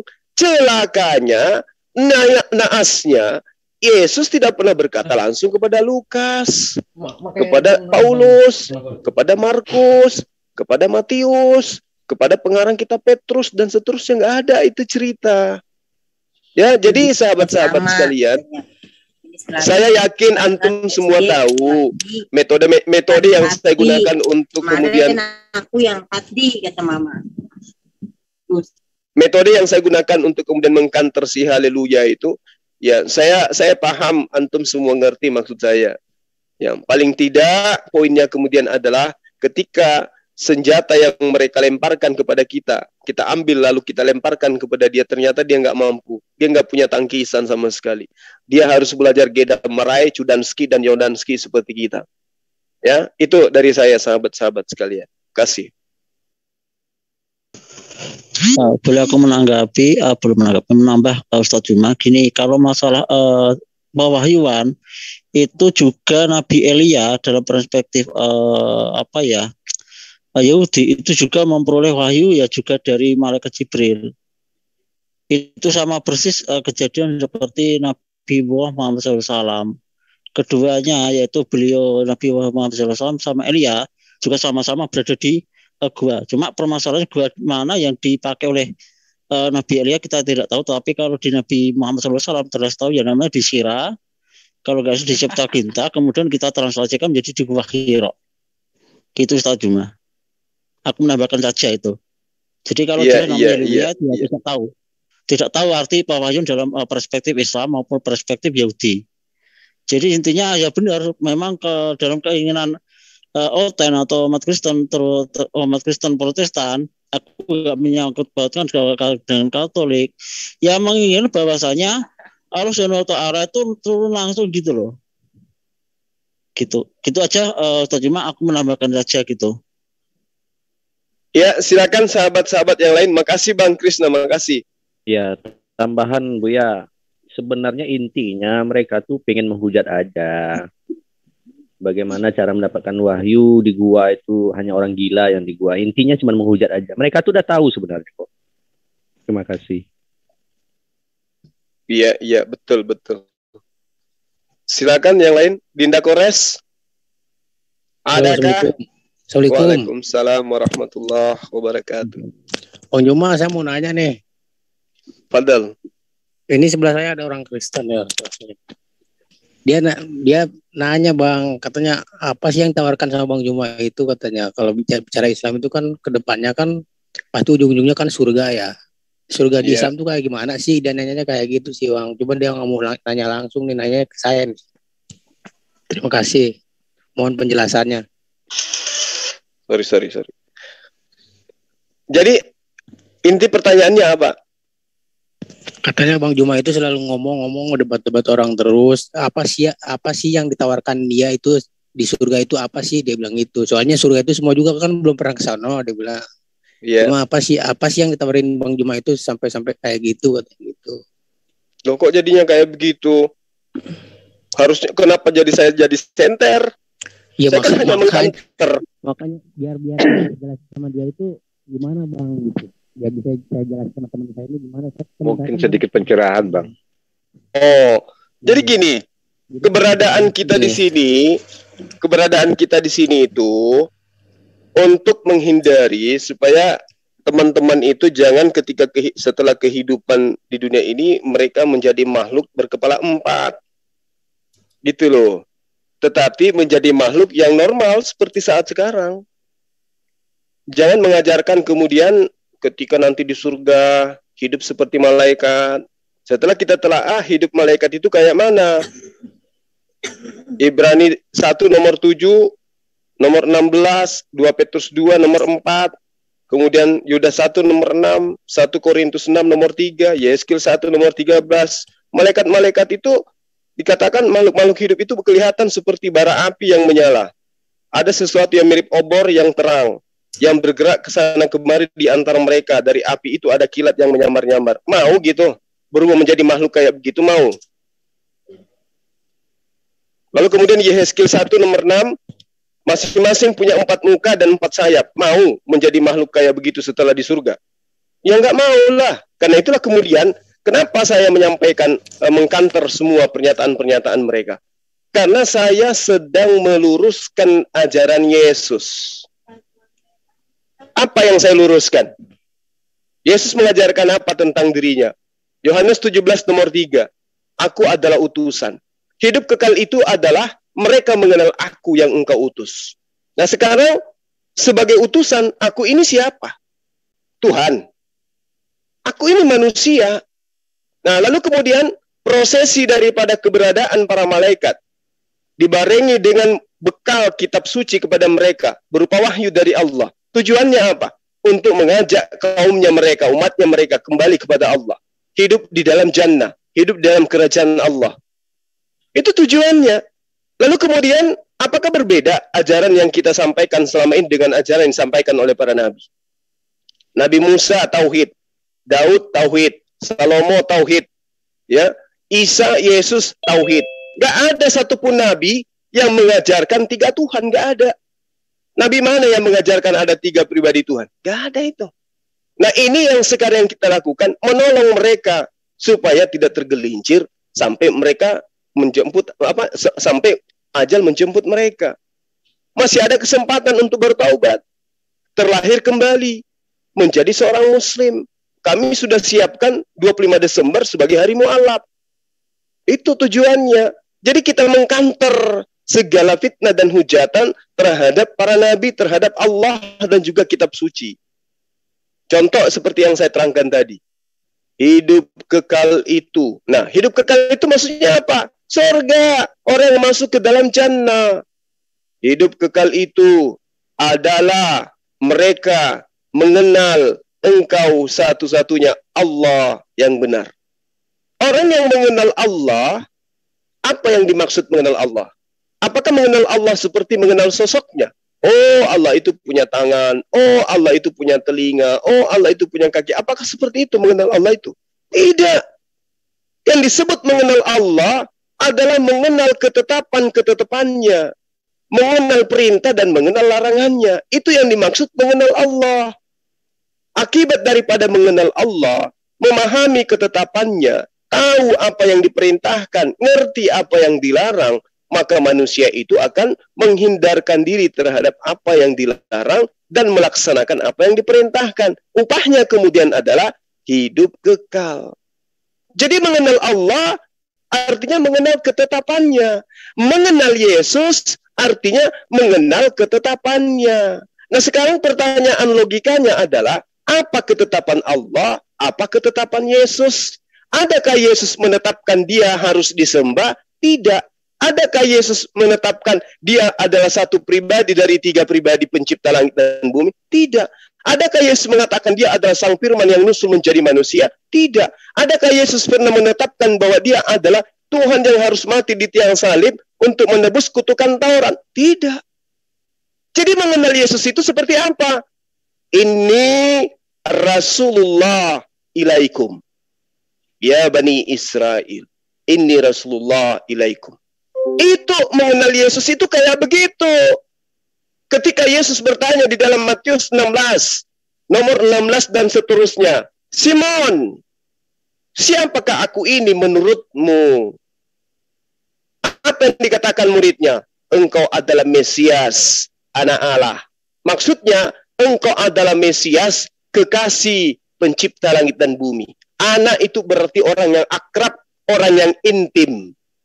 Engkau adalah kekasih Allah. Engkau adalah sahabat Allah. Engkau adalah karibnya Allah. Artinya orang saleh. Apa kata Yesus? Benar wahai Simon. Bukan manusia yang mengatakan itu kepadamu, tetapi Allah yang menyatakan itu kepadamu. Aku ini Mesias. Nah, sekarang pertanyaannya, Mesias itu apa? Konsep Mesias ini sumbernya dari mana? Yang memahami Mesias ini siapa? Kristen yang berdasarkan kitab Yunani tahu nggak Mesias? Ngerti nggak Mesias? Yang mereka tahu, Kristus, Mesias itu adalah Tuhan yang nuzul menjadi manusia. Apa benar konsep Mesias seperti itu? Tidak. Lalu yang benar konsep Mesias itu seperti apa? Yang empunya Mesias. Siapa yang empunya Mesias? Bani Israel. Nah, sekarang tanya Bani Israel, Mesias itu apa sih? Mesias itu adalah raja. Mesias itu adalah pemimpin. Pemimpin apa? Pemimpin politik. Pemimpin yang mampu membebaskan Bani Israel dari penindasan, dari perbudakan, dari penyiksaan. Jadi Yahudi, Bani Israel menunggu yang itu. Iya, bukan Tuhan yang dia tunggu. Mana ada? Konsepnya Yudaism itu adalah konsep tauhid, monoteisme. Tuhan tidak akan nuzul kepada menjadi manusia, nggak mungkin. Jadi selama ini yang mengakui bahwa Mesias itu kudu adalah Tuhan, datang dalam rupa manusia, itu salah. Ya salah, itu bukan konsep Mesias. itu konsep pagan, konsep yang dianut Romawi kuno, Yunani kuno, Mesir kuno, apalagi India kuno, yang mengatakan teos, dewa, nusul menjadi manusia, menjadi pahlawan. Itu. Tapi kalau mencari benang merah tentang Mesias, Mesias itu Kores, Daud, Harun, Salomo, itu semua Mesias. Tapi ketika Mesias ini masuk ke Indonesia, yang tadinya Kristus dirubah menjadi orang yang diurapin. Giliran Yesus baru muncul kata Mesias, muncul kata Kristus. Kenapa? Karena dia memang sudah menubuat, Yesus sudah menubuatkan, waspadalah terhadap penyesat yang datang membawa namaku dan mengajarkan akulah dia. Maksudnya mengajarkan akulah Allah. Itu jelas itu. Jadi kalau ada yang mengatakan, apa sih yang dijajakan oleh Suma? Yang saya jajakan adalah keselamatan hakiki. Apa itu? Mendudukkan Yesus sebagai utusan Tuhan. Jangan menganggapnya sebagai Tuhan. Demikian. Satu lagi bang, satu lagi nih bang. Dia bilang sih dia nggak nuhanin Yesus bang. Dia sih nuhaninnya Tuhannya Yesus. Cuma kadang kalau orang bilang Tuhan Yesus itu menganggap Yesus itu Tuhan. Jadi di gereja itu pendeta itu udah nggak bisa jelasin. Soalnya dari pertama orang datang ke gereja memang udah menganggap Yesus itu sebagai Tuhan, padahal bukan. Dia bilang kalau orang bilang Tuhan Yesus itu bukan Yesus yang Tuhan, bukan, tapi Yesus itu punya Tuhan lagi gitu maksudnya. Dia bilang gitu. Jadi dia tuh mau belajar nih sama saya nih bang, belajar Islam tuh, orang Kristen juga sih, dia pengen belajar gitu. Dia juga senang sih dengar suara Bang Juma itu, dia nyimak, katanya dia masuk akal nggak yang lain. Dia bilang kalau yang lain tuh sering nyerot gitu kurang jelas gitu. Dia lagi belajar. Kalau yang kayak gitu bang banyak kok, banyak. Mohon maaf, kalau yang kayak gitu banyak teman-teman Kristen yang sering nelpon ke saya kayak gitu. Iya, dia bilang kayak gitu, dia masuk akal, ngomongnya masuk akal terus. Jangan takia terus, jangan asumsi terus lah. Haleluya, datang lagi. Bang, kalau bang saya di Jakarta nih bang, kalau abang nggak ini, yang orang-orang Kristen yang nggak tahu, boleh kok saya unjukin orangnya ada kok. Orangnya ada di gereja itu pendetanya udah nggak bisa jelasin lagi kalau urusan gini loh. Gini loh, nomor telepon aja, kasih nomor telepon aja. Dia admin. Dia Cina, kalau yang nelpon saya itu kebanyakan admin sih. Dia Cina sih, cuma Kristen bang. Ya, yang banyak nelpon saya itu admin yang mengatakan, loh kok Anda bisa menggurui haleluya seperti itu dengan akuratnya? Oh, ya kalau bilang ya saya belajar. Itu asumsi. Saya lebih kalau haleluya ini memang dia salah menuhankan orang, memang salah. Dia udah bilang nih orangnya, dia bilang salah. Kalau menuhankan orang salah. Kalau menuhankan itu Om Haleluya masih kangen sama Bang Juma ya? Om Haleluya masih kangen sama Bang Juma, datang lagi. Balik lagi kebodohannya. Ini banyak yang bilang dia salah, banyak. Dia salah konsepnya nggak kayak itu. Japri aku banyak juga itu loh. Abang Haleluya aku banyak kali tahu ya ayat-ayat sampai saudara aku terdiam di semua tempat. Oh, iyalah, saya kan cerdas bijaksana. Konsepnya nggak kayak gitu. Haleluya, kalau kamu tahu, tunjukkan saja ayat yang kamu ketahui. Yang kamu tahu ayat itu tunjukkan saja. Ayat mana? Ayat di Al-Quran apa ayat di mana? Ayat di Al-Quran yang menurut kamu itu, kenapa itu Nabi Isa tahu hari kiamat? Kenapa sama di seperti di mana ayatnya Isa tahu hari kiamat? Di mana? Di mana? Di orang mandi lagi, haleluya, mandi lagi. Kamu kan memalukan sendiri dirimu dan kau malukan kawan-kawan Kristen. Kau kan tanya mana ada ayatnya Isa tahu hari kiamat? Mana? Tunjukkan kepada saya. Tunjukkan ayat Al-Zukhruf 61 sama Luqman ayat 34. Oke. As-Zukhruf 61 katamu. Oke, saya tunjukkan ya, saya bacakan samamu ya. Wa innahu la ilmul lis-sa'ati fala tantarunna biha wattabi'un hadza siratum mustaqim. Dan sungguh Isa itu benar-benar menjadi pertanda akan datangnya hari kiamat. Mana di situ ya Isa tahu hari kiamat? Mana? Kau baca Luqman 34. Luqman 34. Oke, kita ikuti maunya. Luqman 34 wa inna 30 berapa? 34? 35? 34.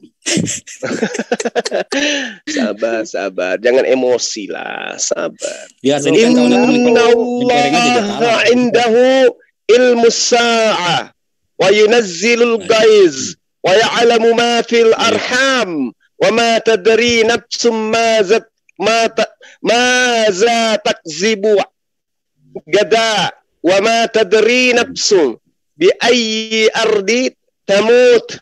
Innallaha alimun khabir. Mana di sini dikatakan? Sesungguhnya hanya di sisi Allah. Sesungguhnya. Ayo. Ilmu. Sesungguhnya. Apa yang ingin kau katakan? Saya mau mengatakan kepadamu. Sesungguhnya hanya di sisi Allah ilmu tentang hari kiamat. Oke. Terus? Di Al-Juz 61. Siapa itu ilmu? Jujur kau sama saya. Oke. Dengarkan ya teman-teman, dengarkan. Lagi-lagi kita akan buat orang ini muntah mencret. Dengar. Di dalam As-Zukhruf, dengar. Di dalam ayat As-Zukhruf ayat 61 diterangkan. Wa innahu la'il sa'ati fala tamtarunna biha wattabi'un. Dan sungguh dia Isa itu benar-benar menjadi pertanda akan datangnya hari kiamat. Oke? Terus? Oke. Nah, terus? Terus? Jadi di dalam As-Zukhruf di dalam surah Luqman dikatakan innallaha sesungguhnya Allah indahu ilmu sa'ah hanya di sisi Allah ilmu tentang hari kiamat. Terus apa hubungannya dengan Isa? Siapakah yang punya ilmu itu? Enggak ada. Ya Allah. Ini kan sudah jelas di sini. Innallaha sesungguhnya hanya di sisi Allah.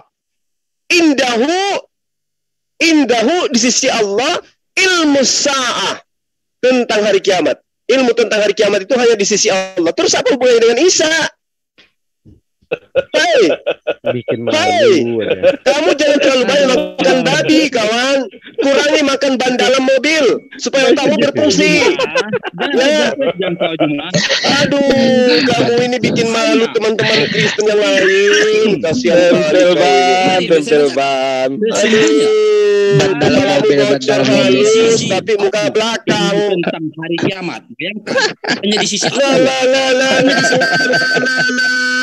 Ini saya uraikan. Kamu diam supaya kau jangan mengulang lagi dipermalukan oleh dirimu sendiri. Di sini diterangkan innallaha indahu ilmus sa'ah. Pengetahuan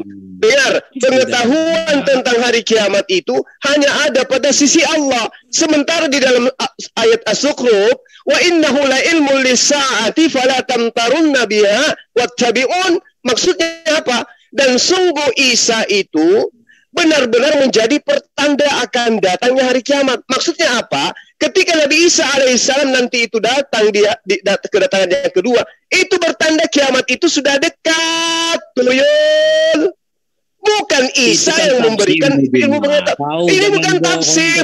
Allahu Akbar. Allahu Akbar. Ini bukan tafsir. Wa innahu dan sungguh la ilmul lisa'a. Coba. Dan dia dan sungguh dia itu benar-benar menjadi pertanda akan datangnya hari kiamat. Tidak ada dikatakan dia itu mengetahui hari kiamat. Enggak ada, tuyul. Ya, apa tuyul? Jangan kau bohong. Apa tuyul? Betul-betul tahayul. Sebelum saya tunjukkan yang satu lagi loh. Bisa tunjukkan aja, nggak apa-apa.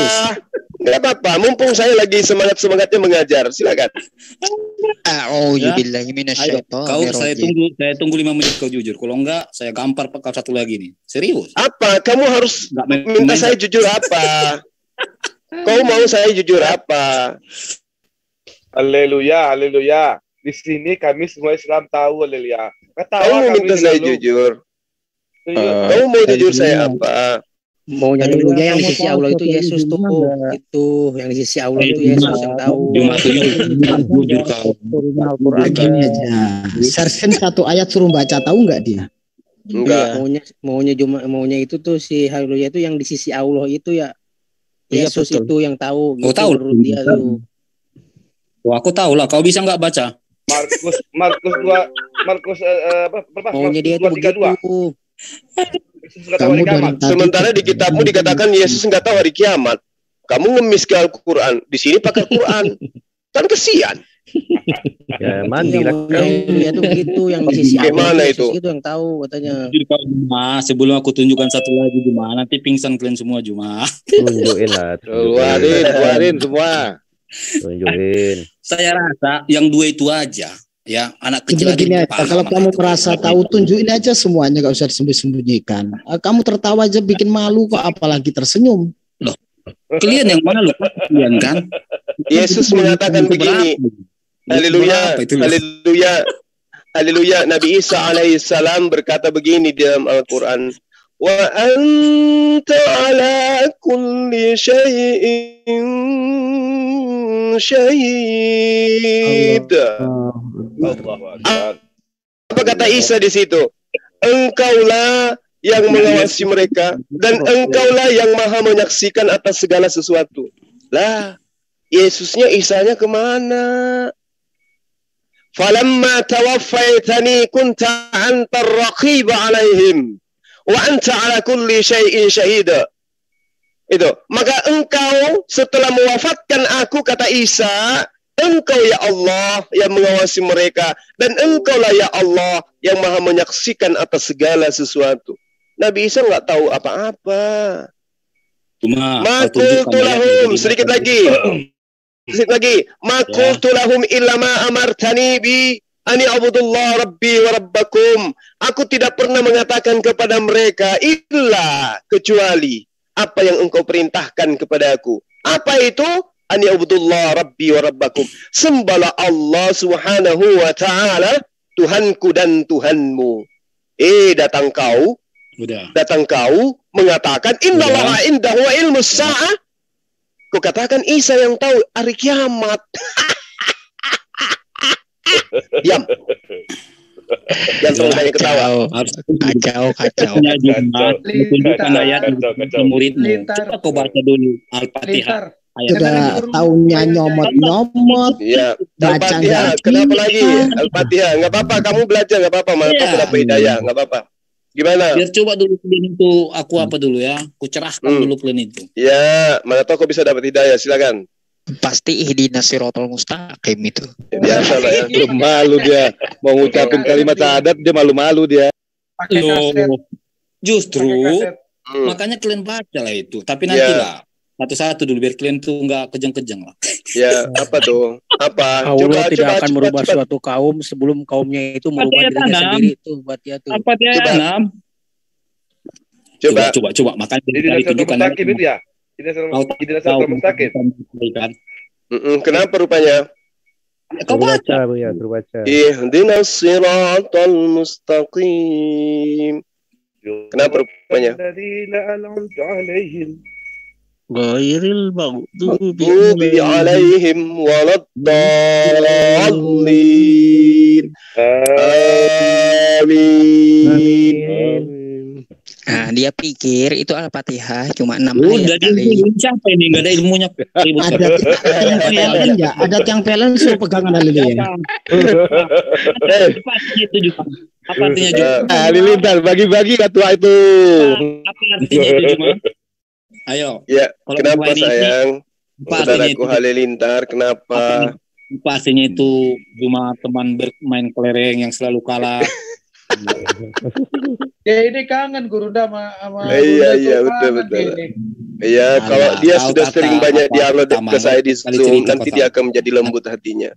Ya, kenapa Halilintar? Apa yang ingin kau tanyakan di situ? Iya, kau artikan lah. Apa artinya itu cuma?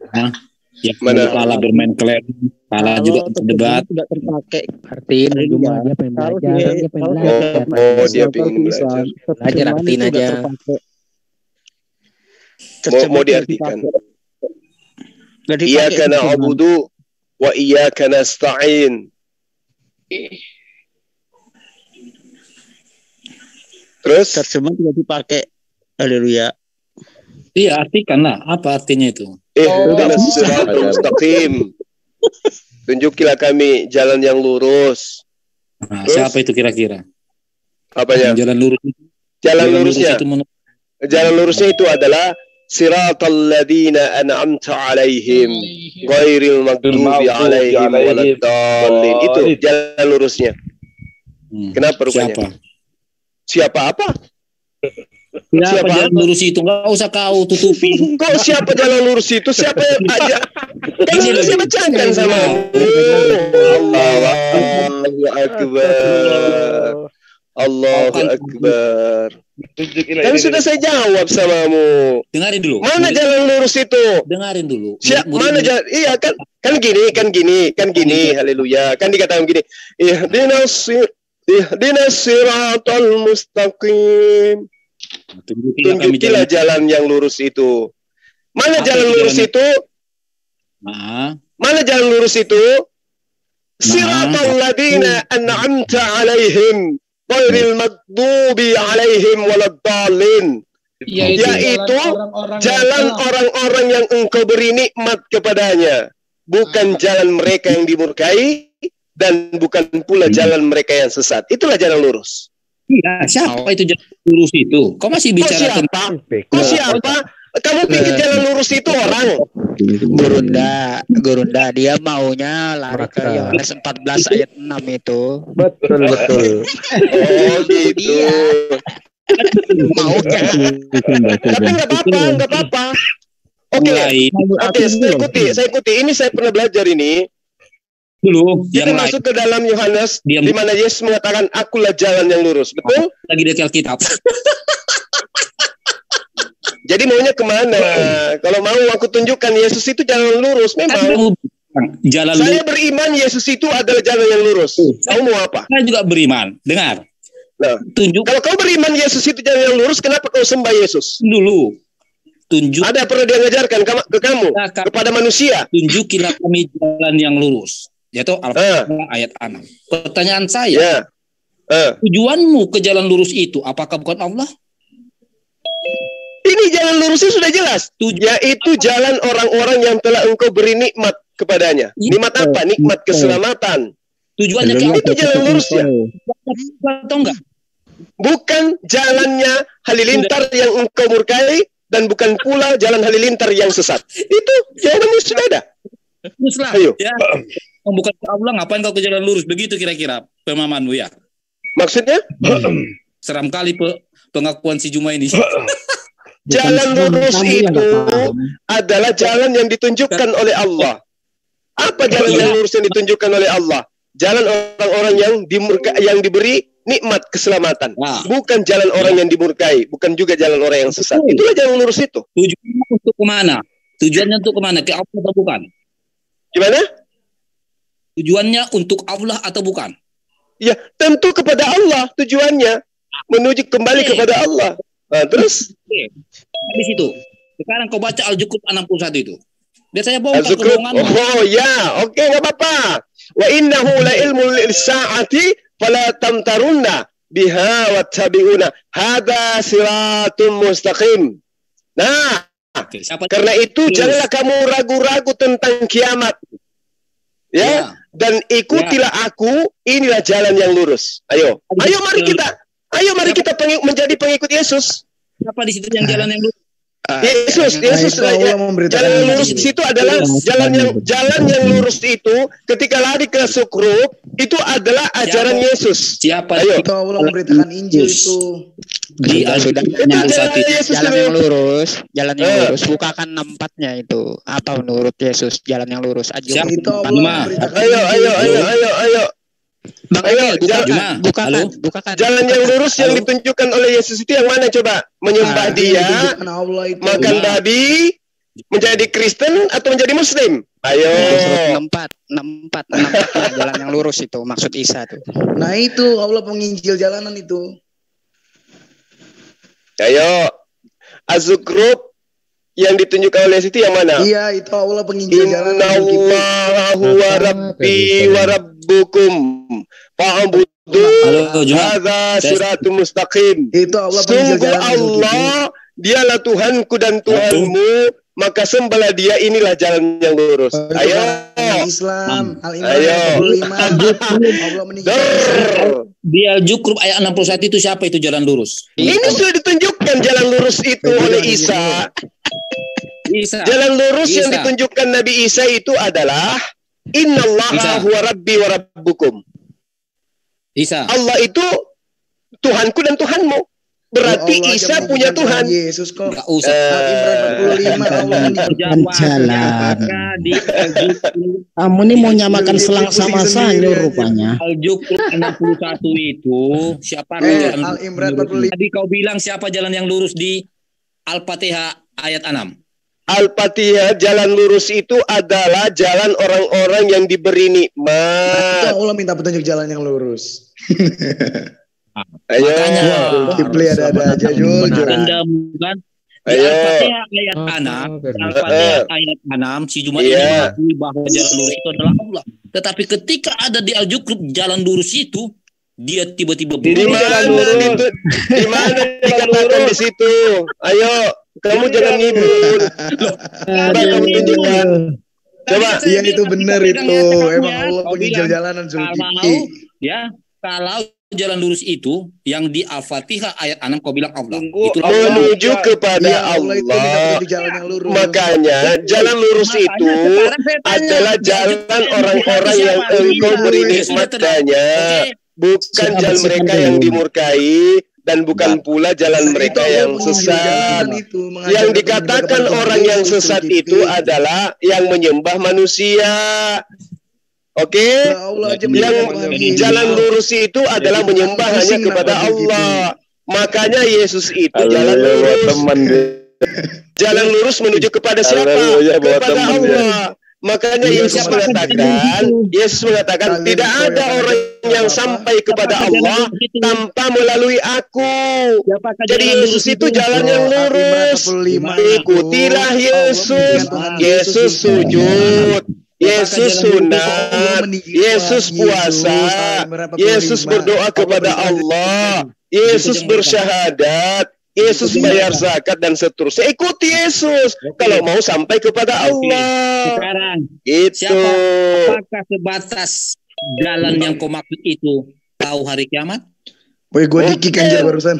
Bukan, sudah dijelaskan. Terkait dengan hari kiamat itu adalah ketika Yesus datang yang kedua kalinya, itu tanda-tanda bahwa kiamat sudah dekat. Dulu ini tentang Al-Quran, kau ajarin dulu aku. Tak kiai aku mana tahu aku apa. Jelas Al-Quran itu. Kan saya sudah jelaskan samamu. Az-Zukhruf itu 61 itu menjelaskan bahwa kedatangan daripada Nabi Isa yang kedua kalinya merupakan tanda kiamat itu sudah dekat. Lalu apa? Kalau murid-muridmu ini bisa takiyah, kamu itu nggak paham. Itu kan sudah jelas ayatnya.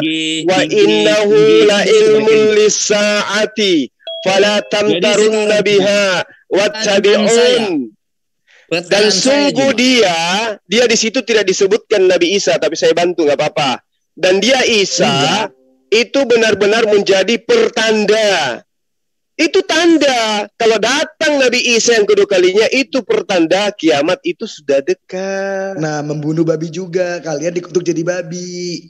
Hadisnya ada itu. Oke, ada lagi. Haleluya. Berburu babi. Jauh-jauh dari Iya, ada hadisnya Islam dikutuk jadi babi. Pak Malik nih coba. Gak usah ditanggapi, yang gila gak usah. Haleluya, masih ada. Sekarang kan kau bilang dia hanya jalan. Menurutmu, apakah sebatas jalan itu tahu dan penentu hari kiamat? Jawab. Kok penentu hari kiamat? Oh iya dong. Kalau dia datang itulah penentuan hari kiamat. Kau jangan bohong. Udah saya bilang. Oh itu pertanda bukan penentu. Tuyul. Itu pertanda. Di situ diterangkan wa innahu la ilmu lis-saati fala tamtarunna biha wattabi'un. Itu pertanda bukan penentu. Pertanda. Itu pertanda. Ini ayat suci Al-Qur'an. Saya baca original teksnya. Dan orang Islam itu ngerti original teks. Kamu itu seperti lalat, ditunjukkan kebenaran, ditunjukkan makanan, tapi kau lebih pilih sampah. Kau takia? Karena tahu kau murid-murid ini nggak bisa baca Arab, kau sengaja baca Arab tuh. Karena mereka ini jangan kayak begitulah. Haleluya. Coba teman-teman silakan baca tuh. Coba silakan baca. Inna wa rabbi wa rabbakum fa'budu. Nah, tahu. Yang lain, coba yang lain baca coba. Coba yang lain. Ayo. Yang lain. Pada lari. Sengaja dia guru nggak sengaja. Dia mau domba. Ya nggak apa-apa. Kita harus bantu. Daripada dia bertubuh makhluk manusia tapi berjiwa hewan kan nggak bagus. Saya yang membantu kalian gitu. Jangan sekarang gantian haleluya satu ayat saja. Latin. Lu baca Al-Fatihah sama ayatnya. Langsung terjemahannya satu persatu. Diurut. Nggak mungkin coba. Bisa lah, nggak bisa. Baca. Dengerin dulu. Kamu denger gak? Gurumu ngaji nih. Dengerin. Sama. Dengerin ya kalau itu, aduh itu anak SD pun udah tahu itu. Kalau itu anak SD. Waalaikumsalam. Kalau itu udah tahu lah. Alhamdulillahi Rabbil Alamin. Segala puji bagi Allah, Tuhan semesta alam. Saya tadi resmikan TK saya. Saya punya TK. Tadi saya sudah resmikan. Mana tahu Halilintar mau daftar dengan Ferguson. Mereka memberitakan tentang Tuhan Yesus. Ferguson, kau mau daftar di TK saya? Saya yang bayarkan 1 tahun, mau enggak? Ain. Saya ajarin kamu Al-Quran. Mau enggak? Kasih gratis 6 tahun Bu ya. Kasih gratis 6 tahun. Saya kasih kamu beasiswa sekalian kalau kamu mau. Suaramu Juma. Ini aja bayarannya ngangkutkan air aja. Tukang ngepel aja. Terus waiting room mulu culas woi. Bayar lu perlu. Ya, haleluya masih ada. Sebelum saya dia gara-gara disuruh jadi. Kenapa enak ya di DT haleluya ya? Haleluya masih ada. Ferguson. Ya, hadir. Habis mereka mereka.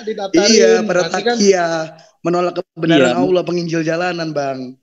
Sekarang gini. Kamu katakan Bang Zuma itu menjelaskan begitu jelasnya, kamu katakan takiyah. Yang kamu maksud takiyah itu seperti apa? Takiyah itu kalian menolak Allah. Oke, saya dengan Ferguson lagi dong. 30 menit. Boleh. Oke, baik. Jangan di-kick saya ya, jangan di-kick ya. Iya, dengarkan ya teman-teman. Yang lain diam. Iya, Bang Haleluya. Yang lain mohon diam. Saya dengan Ferguson, mana tahu dia bisa waras. Kenapa kamu udah KO ya sama Haleluya ya? Sama Bang Haleluya. Kan Haleluya sudah akut, nggak bisa lagi sembuh. Kamu udah KO sama Bang Haleluya. Begini, Ferguson, saya ingin tahu dari kau, Ferguson. Di mana Yesus mengatakan bahwa hukum Taurat itu adalah kutukan? Jawab. Loh, apa hubungannya sama Allah mengajarkan Tuhan Yesus itu Tuhan? Nggak, saya tanya samamu. Allah itu Kristen itu kan mengutuk hukum Taurat. Kamu jangan lari. Loh, saya tanya samamu. Di mana Yesus mengatakan hukum Taurat itu adalah kutukan? Jawab. Apa hubungannya dengan Allah penginjil jalanan? Saya tanya samamu, Ferguson. Kau jangan malu-maluin Kristen. Aduh, cuman segitu ilmumu, kawan. Pusing.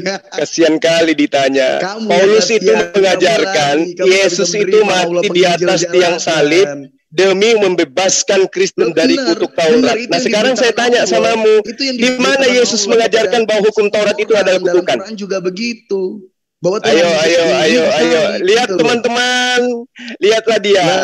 Ketika ditanya tentang kitabnya nangis. Kenapa kamu nangis? Masalah kamu, Allah penginjil jalan kamu gak terima. Kenapa? Aduh, ditanya tentang kitabnya.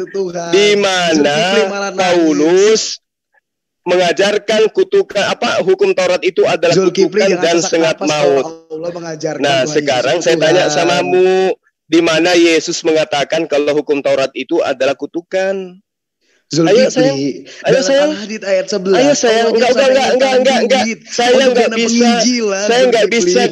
Saya nggak bisa kau gurui Al-Quran. Saya paham Al-Quran, kamu nggak tahu apa-apa. Sekarang saya tanya yang biasa aja lah. Di mana Yesus mengatakan hukum Taurat itu? Yohanes. Orang kamu aja gagal paham terhadap di mana di dalam pengajaran Yesus dikatakan bahwa hukum Taurat itu adalah kutukan. Ayo sayang. Rudi Yohanes ketawa ngeliat kamu malam ini. Loh, kok lari ke situ? Kok lari ke Rudi Yohanes? Kamu mau kabur kok. Sekarang saya tanya apa hubungannya dengan Allah penginjil jalanan? Loh, kenapa jadinya ke Allah? Yang saya tanya samamu. Kenapa sekarang kabur? Loh, tadi kan sudah gilirannya haleluya. Dengar. Ferguson. Tadi itu sudah sejam lebih. Sudah sejam lebih Halilintar itu bertanya tentang Al-Quran ke saya. Sekarang giliranmu saya tanya tentang kitabmu. Paulus mengatakan bahwa hukum Taurat itu adalah sengat maut, itu adalah kutukan. Sekarang saya tanya, di mana Yesus mengajarkan muridnya bahwa hukum Taurat itu adalah kutukan? Di mana? Ayo. Iya, penontonnya Zulkifli kecewa melihat tingkahnya Zulkifli yang kelojotan. Tadi dia bahas sendiri masalah Allah penginjil jalanan. Giliran diseriusin dibahas bener, marah kabur kemana-mana. Jangan nangis lah. Oke, teman-teman, coba kita lihat. Coba kita lihat ya. Nah, kamu yang harus dilihat. Ketika seorang Ferguson ini dikenal sejagat raya sebagai penghujat, ketika ditanya tentang hal yang sangat prinsip, ternyata dia tidak mampu apa-apa. Ya.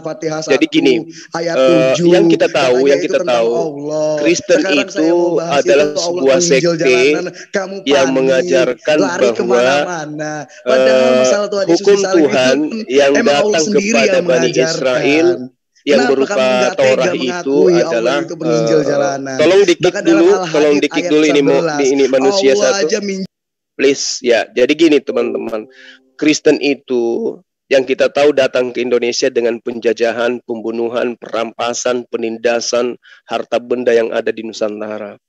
Lalu kemudian mereka mengaku sebagai penerus Nabiullah Isa alaihissalam. Nah, yang kita tahu kemudian, Kristen itu berdiri di dalam sebuah kutukan kepada ketetapan Tuhan yang datang kepada Bani Israel. Roma 7, pasal 5, pasal 6, di situ sangat jelas dikatakan bahwa hukum Taurat itu jelas adalah merupakan penyebab masuknya dosa ke dalam dunia. Sebab waktu kita masih hidup di dalam daging, hawa nafsu dosa yang dirangsang oleh hukum Taurat bekerja dalam anggota-anggota tubuh kita agar kita berbuah bagi maut.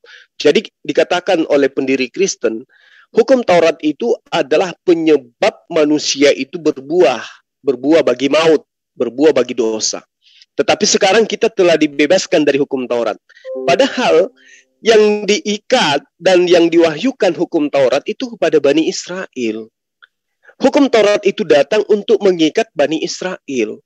Tapi Paulus menjajakan ke non-Yahudi, ke non-Israel, tetapi sekarang kita telah dibebaskan dari hukum Taurat. Apa hubungannya coba? Mereka bukan Bani Israel, kenapa mereka yang dibebaskan dari hukum Taurat?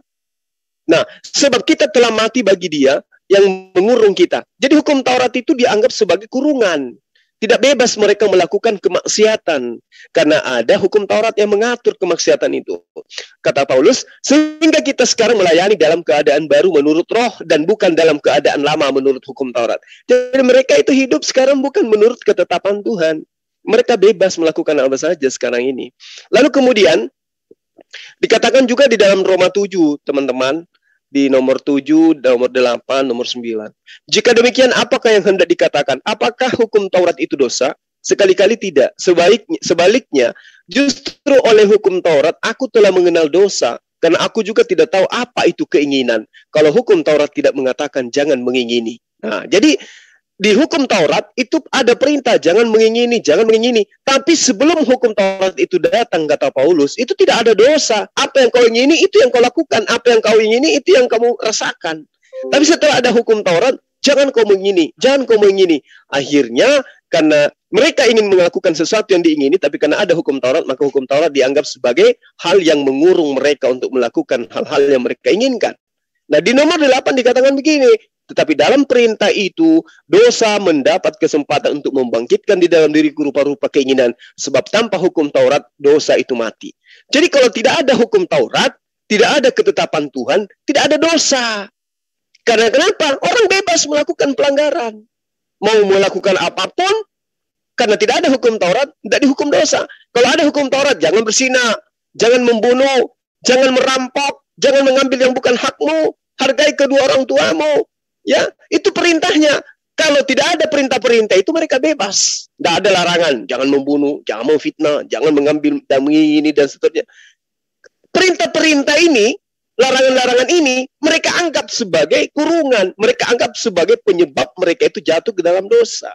Itu data loh. Itu bukan fitnah. Dan saya, Zulkifli 15, bertanggung jawab atas semua itu. Lalu kemudian di dalam nomor 9, di Roma 7, sang pendiri Kristen ini mengatakan begini. Dahulu aku hidup tanpa hukum Taurat, akan tetapi sesudah datang perintah Taurat, dosa mulai hidup. Jadi, oleh karena adanya ketetapan-ketetapan Tuhan, dosa itu hidup. Nah, di dalam 1 Korintus 15, nomor 56 diterangkan begini. Sengat maut itu adalah dosa, dan kuasa dosa adalah hukum Taurat. Jadi hukum Taurat itu disebut kuasa dosa, bayangkan. Ketetapan Tuhan dianggap sebagai kuasa dosa. Gila enggak?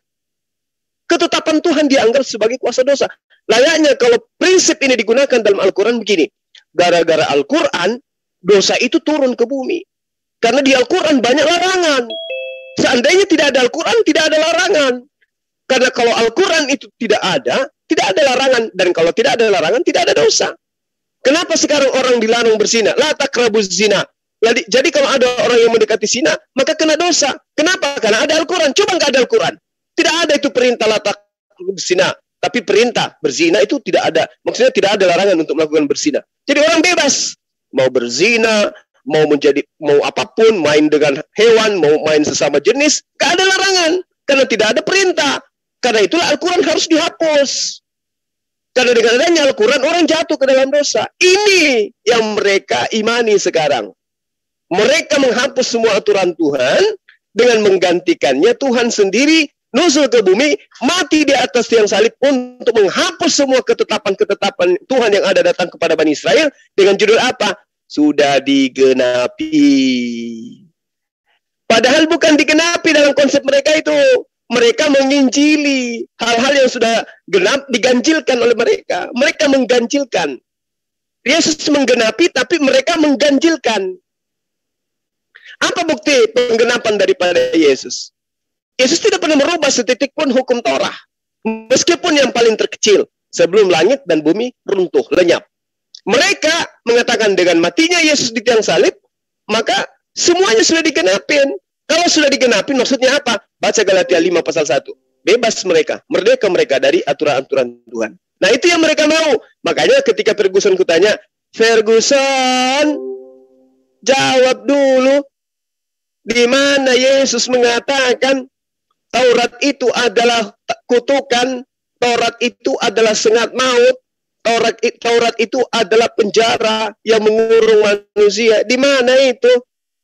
Apa yang dia bawa? Apa yang dia jawab? Nggak ada.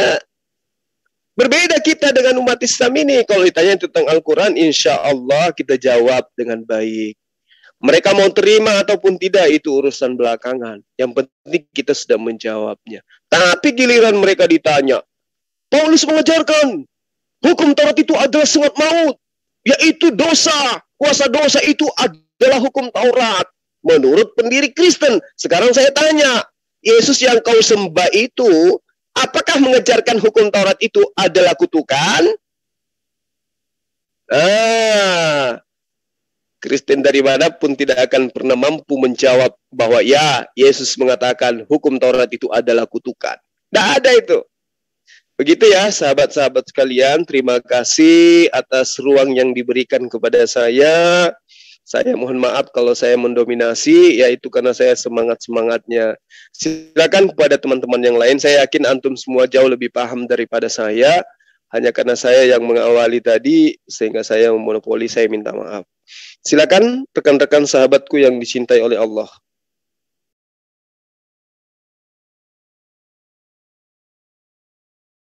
Cek. Assalamualaikum warahmatullahi wabarakatuh. Assalamualaikum.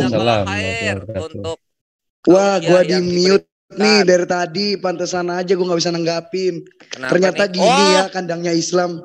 Culas banget ya kalian, segala cara takia dilakukan. Nggak boleh ngeluh untuk kalau jadi ini ngeluh. supaya kelihatan menang loh orang di mute. Zulkifli udah puas nggak banget itu. Ngeluh, aduh, kandang Islam ternyata curang. Oh ya udah jawab aja. Ini giliran boleh bersiasat licik untuk mengalahkan musuh. Iya, ajaran Islam takia Arab. Coba jawab aja memang isinya penipuan dan pembohongan publik. Iya, emang Islam isinya dusta semua, guys. Dari tadi saya di mute. Nggak bisa ngomong, ketakutan loh. Kejang-kejang Zulkifli diselamatkan. Kalau mengganggu dialog jangan bukan mengeluh. hanya Allah yang diselamatkan Islam. Jangan mengeluh kamu Yesus. Dibuka mute-nya nggak mau jawab. Seharusnya kan kesempatan dia untuk bicara, untuk jawab. Yesus cabang Indonesia. Udah jawab aja, nggak usah ngeluh. Udah buka Adinda Slayer, jangan bawa-bawa Yesus. Mereka ini bukan pengikut ya ampun, Yesus. Di mute lagi guys dari tadi. Mereka ini penyembah. Penyembah itu beda dengan mampu melawan langsung harus pakai trik curang. Kecuali dengan kata itu tidak boleh. Menyedihkan sekali kalian menyelamatkan Allah dan menyelamatkan Zulkifli, menyelamatkan Quraisy Donasi juga dengan cara curang. Jadi begini kandang Islam dalam memperlakukan Kristen. Ternyata begini kelakuan kalian culas. Ternyata kalian tidak mampu melawan Kristen yang seorang diri ini, sehingga kalian keroyokan dan juga kalian main mute-mute juga. Begitu lemahnya keiman kalian sehingga kalian membela iman kalian dengan cara culas. Beginikah ajaran Allah yang sangat wow begitu. Makanya kalau Allah penginjil jalanan, jangan disangkal, jangan diingkari. Akhirnya kalian kepanasan sendiri. Saya kasih waktu kamu 10 menit. Ya, teman-teman sini telah menghargai kamu. Silakan 10 menit, habis ini 10 menit waktu kamu menjelaskan tentang apa yang saya jabarkan barusan.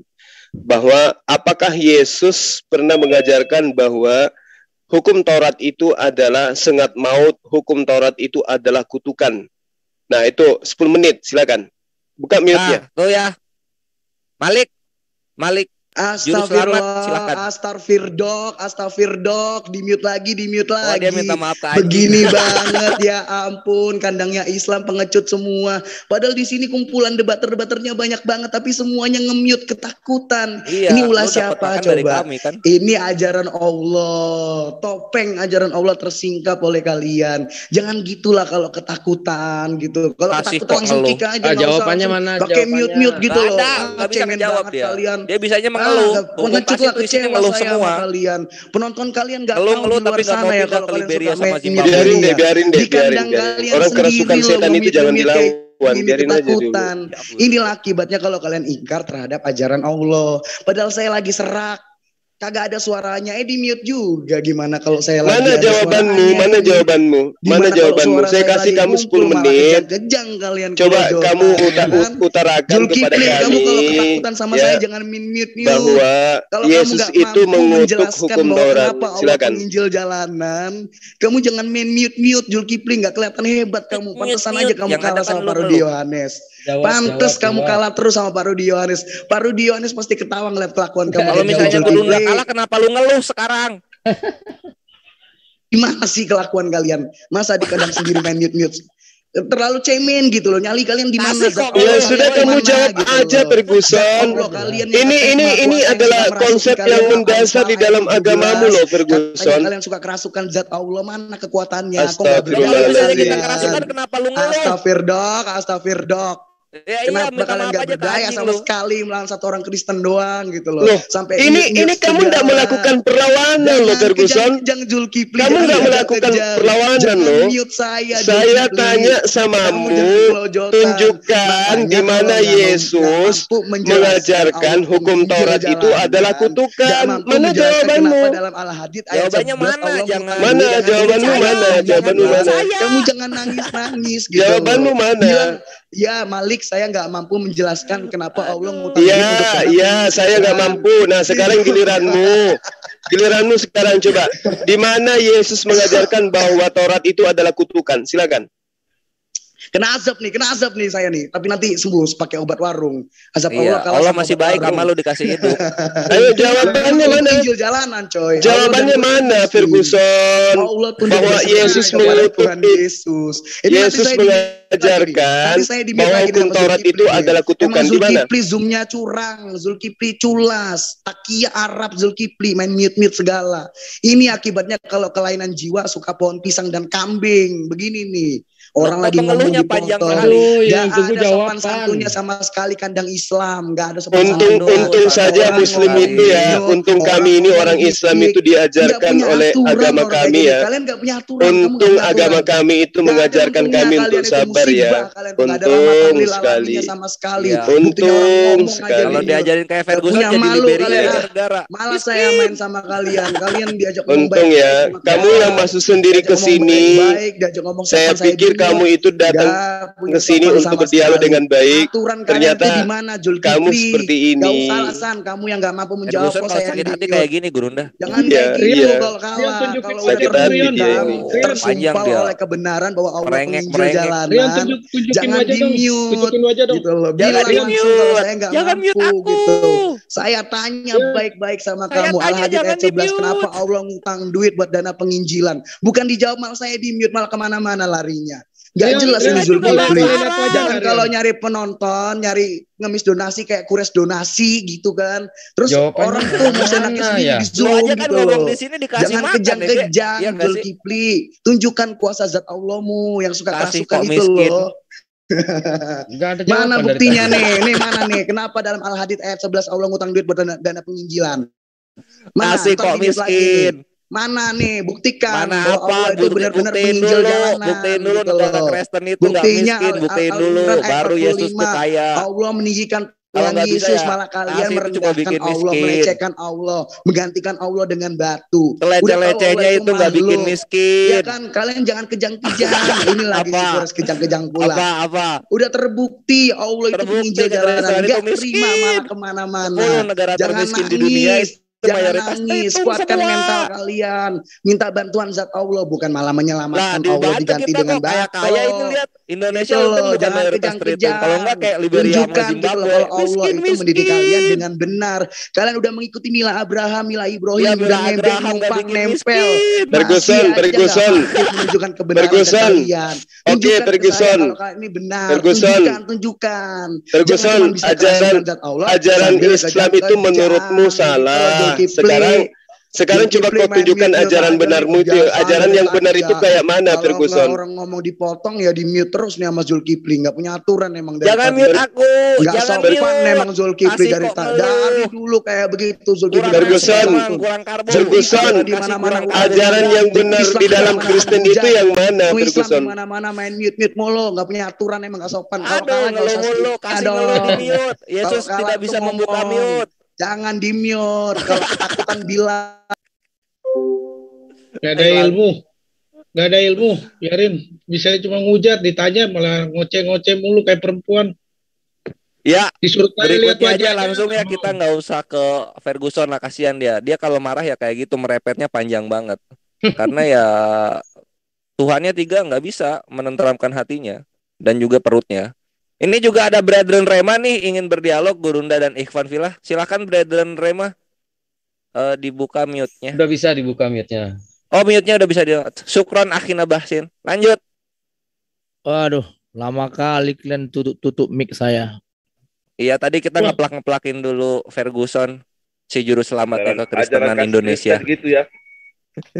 Ya silakan Brethren Rema, gimana lanjut. Besar mulut aja kalian itu, memang kerja kalian main kick, main minut. Aduh ngeluh lagi, kasih kok ngeluh satu lagi belum. Gak ada malu itu, gak ada malunya tuh muka tembok, minut orang main kick.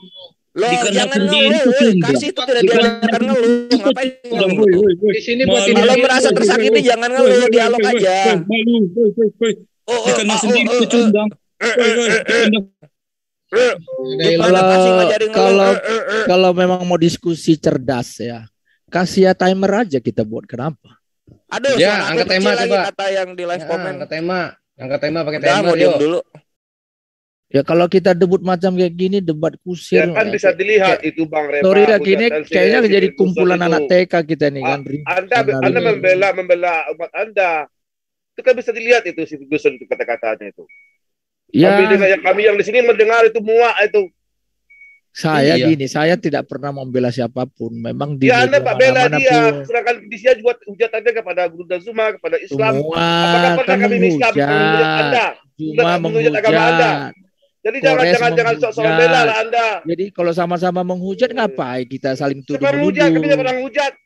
Loh itu banyak saya dengar dari tadi si Juma menghujat. Siapa yang menghujat? Tidak pernah menghujat kami. Ada Bang Juma. Nah itu kan menurut versi kalian. Itu Ferguson menurut versi kalian dia nggak menghujat ya wajar. Tapi kalau saya menganggap itu penghujatan namanya, menjelaskan Alkitab saya enaknya aja. Kami menjelaskan secara tertulis, letterlek. Makanya. Kalau mau angkat tema aja, pakai tema. Tema aja kalau berani. Ya udah angkat tema, kita tema aja. Pembelaan pula lah kau. Dan harus kita membela lah, sama-sama seperti kalian membela Quran kalian, kita bela kita Bibel kita. Ya udahlah skip aja lah masalah ini yang katakan saya menghujat ini siapa ini? Apa yang saya hujat? Sirema. Saya hujat apa? Pernyataan banyak tadi saya dengar. Ya coba tunjukkan. Wah, gara-gara banyak saya bingung dan saya mau ketawa tadi. Iya, coba tunjukkan yang saya hujat yang mana? Oh banyak, udah saya bingung dah. Enggak usah banyak, Satu aja. Bingung. Loh. Nah ini otakmu di mana? Kau nuduh saya, kamu nggak bisa buktikan. Sudah, biar saya kasih tahu. Kamu mengatakan bahwa akulah dia. Kamu terus dia itu sebagai siapa? Kamu menghujat kenapa? Mensuka artinya menafsir. Akulah dia, Yesus itu siapa maksudnya? Akulah dia itu siapa maksud? Kamu bilang kan akulah dia. Ya, saya bilang jelaskan. Itu Yesus mengatakan. Dia berkata. Kan memang Yesus mengatakan seperti itu. Akulah dia itu bicara. Itu di mana? Lukas berapa tuh? Ya tadi kan kamu yang menarik itu. Oke, kita masuk ke sana. Oke. Silakan. Jadi saya tidak menghujat ya. Oh, menghujat. Karena kau yang mana saya menghujat? Suka hatimu kau menghujat yang mana? Kau jangan sakit hati. Kamu jangan sakit hati kalau saya lebih paham kitabmu daripada kau. Ngerti? Enggak, saya enggak pernah sakit hati. Ya udah, kau buktinya sakit hati kalau saya menghujat. Itu menghujat namanya karena langsung menuduh. Enggak dong. Kamu sakit hati itu namanya. Enggak, saya enggak. Kamu sakit hati karena saya lebih paham kitabmu daripada kamu. Nah, ini namanya menghujat. Kamu enggak, orang itu fakta. Itu fakta. Oke, saya lebih paham kitab kau. Nah, kau itu beragama Kristen karena iman, bukan karena akal. Oke? Kamu tahu bahwa iman itu tidak menghilangkan akal, bro. Kalau kau tidak hilang akal, kenapa kau sembah anak manusia? Siapa yang menyembah Yesus? Kau tidak sembah Yesus? Adakah Yesus katakan jangan sembah aku? Nah, adakah dia mengatakan sembahlah aku? Nah, makanya nggak usah ributkan. Makanya kau jangan katakan saya menghujat, karena Yesus memang bukan Tuhan. Bukan di situ yang kata menghujat, kau mengatakan suka-suka hatimu mengartikan Bible. Iya, kan Yesus mengatakan waspadalah kepada penyesat yang membawa namaku. Sekarang saya tanya samamu, agama mana yang selalu membawa nama Yesus? Oke, kita masuk ke sana. Masuk. Kamu kalau datang menyaksikan sahabat-sahabatmu penghujat, kau jangan lemparkan saya jadi penghujat juga. Memang begitu faktanya. Kita masih aja. Apa yang saya hujat? Sekarang saya tanya, siapa yang membawa-bawa nama Yesus? Jawab. Bawa nama Yesus gimana maksudnya? Yang di mana ini? Lah, makanya aku bilang waspadalah. Ya, banyak orang yang datang menjadi penyesat yang membawa namaku. Siapa yang membawa nama Yesus mengajarkan agamanya? Saya bingung maksudmu nih. Makanya kalau itu aja kamu nggak paham, bilang kalau mau belajar sama aku. Kami memang gratis. Nggak ada perpuluhan kalau belajar gospel sama saya. Ngerti? Nah, kamu nggak kenal siapa lawan debatmu. Saya kenal, kamu penyembah manusia. Karena kau nyinggung persepuluhan. Itu bukti kamu nggak kenal saya, bro. Kamu saya kuliti kalau bicara perpuluhan nanti. Oke, mari kita bahas perpuluhan kalau kau mau. Oke, kita masuk. Oke, sekarang kenapa gerejamu? Sekarang saya tanya samamu. Apa dasarnya gereja memungut perpuluhan? Nah, gereja siapa yang memungut Makanya, kamu mau lari kemanapun saya kulitin kau. Tunjukkan gereja siapa yang mengasuskan membayar perpuluhan. Maka saya lihat samamu dan kenali lawan debatmu. Jangan makanya kalau kawan-kawan, kalau kamu tidak bisa membuktikan saya menghujat, kamu belajar dulu. Belajar dulu. Kamu juga harus kenal saya yang lebih paham kitabmu daripada kamu. Gak ngerti. Gak ngerti apanya? Saya tanya samamu, siapa yang membawa nama Yesus, mengajarkan Yesus untuk disembah menjadi Tuhan? Siapa? Siapa mengajarkan? Ya siapa? Saya aja mengajarkan untuk menyembah Yesus. Hindu, Buddha, Islam. Siapa? Makanya saya bilang sama kamu, kau kenali lawan debatmu, jangan asal bacot dari tadi. Ya, makanya yang menuduh saya menghujatkan kamu. Iya, karena kamu asal suka hati ngomongin tadi Bible. Mana yang sesuka hati saya, yang mana? Akulah dia itu siapa? Akulah dia itu maksudnya apa? Yesus.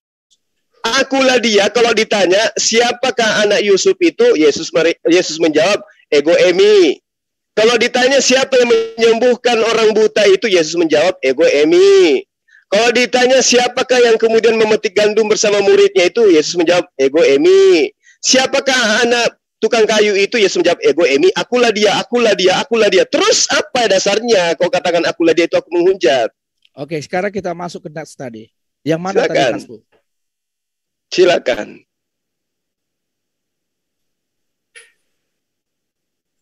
Yang mana tadi kau ungkit tadi? Ya itulah, waspadalah terhadap penyesat-penyesat. Sebentar saya cek ya. Ya.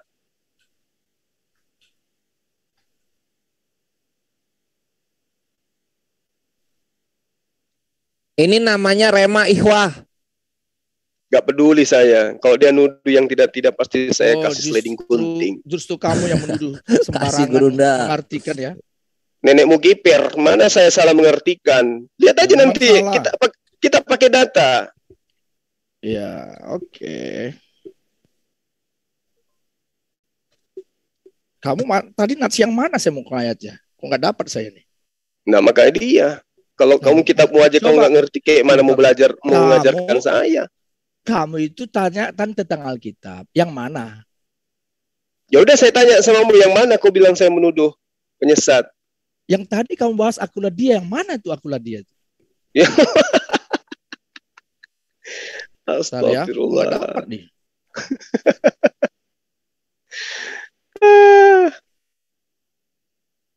Padahal gratis. Aku masih nyari. Padahal gratis loh kalau belajar sama aku itu. Wah.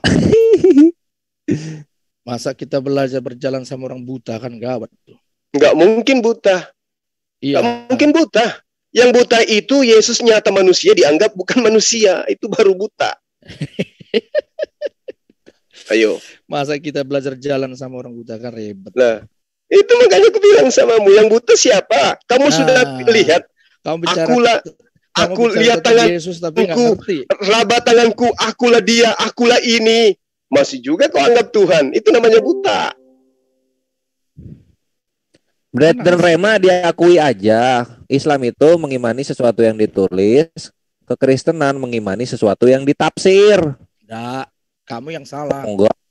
Jadi kalian kalau nggak ditafsir Al-Quran, kalian dari mana kalian bisa ngerti? Kita tauhid itu tertulis semua. Iya, kalau Allah lah satu-satunya. Tidak ada Tuhan selain Allah. Kamu jangan munafik ya. Kalau nggak ditafsir Quranmu takkan ngerti kau isinya. Nggak ada, konsep ketuhanan kita datangnya dari Al-Quran semua. Karena kamu bisa mempercayai. Bukan karena memang begitu. Karena ngerti kamu kan artinya, dan arti itu karena Tritunggal, tafsir. Hipostasis, tafsir. Tuhan menjadi manusia, tafsir.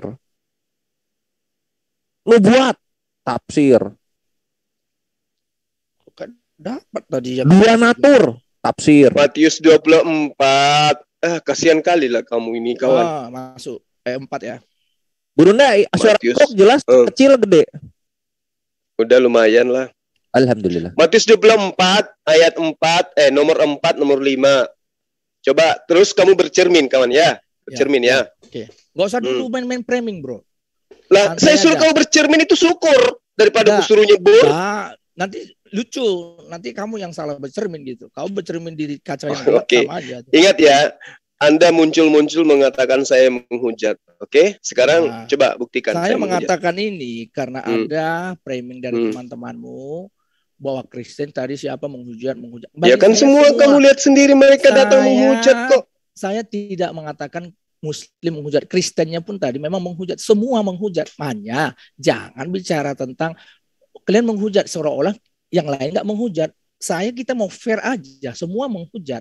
Hanya tinggal mempertanggungjawabkan saja apa yang. Iya, saya pertanggungjawabkan Matius 24 pasal 4 pasal 5 yang mana yang saya hujat di situ. Nah, bukan ini tadi nih. Bukan ini. Yang kamu bahas bukan ini. Waspadalah supaya jangan ada orang yang menyesatkan kamu. Maksudnya tuh aku dia menghujat tuh gimana sih? Gurunda, Brother Rema dan berkata akulah dia. Nah, mana dia? Dan mereka akan menyesatkan banyak orang. Terus yang menyesat yang mana? Yang saya hujat. Waspadalah supaya jangan ada orang menyesatkan kamu. Sebab banyak orang datang dengan memakai namaku dan berkata, akulah. Kalau di sini kan Mesias. Akulah apa? Ya kan kita mau berubah-berubah terjemahannya. Nggak, tadi memang ada saya lihat akulah dia. Tadi kemana? Gitu. Mungkin berubah lagi. Nah, nih seperti ini kamu. Maksudnya menghujatnya itu gimana? Kok jadi saya yang salah gimana? Sih bingung. Gini bro. Jadi saya yang salah. Klien ini. Ya, nanti dulu yang berubah-berubah itu. Menghujatnya di mana? Jadi begini.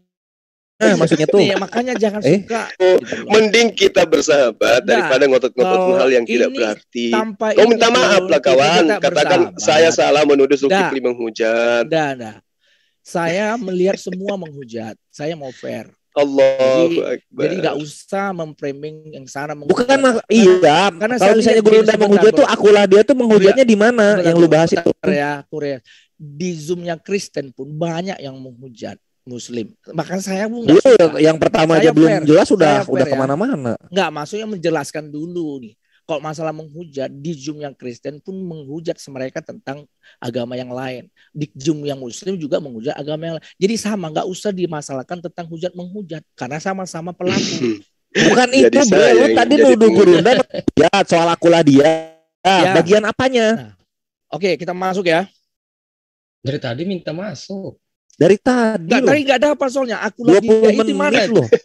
Ya udah lanjut. Poin hujatannya ternyata. Oke, kembali kita kata hujat itu tadi apa artinya? Nah, ini nanya lah. Nggak bermaksud dulu. Kalian ngerti nggak arti hujat? Hujat itu ada dua dalam KBBI artinya. Pertama mencaci maki, kedua fitnah. Oke, kita kan masuk ke fitnah kan. Berarti fitnah itu menjelaskan sesuatu tidak dalam konteksnya. Nah kan jadi kalau saya bilang menghujat, ya memang semua nih.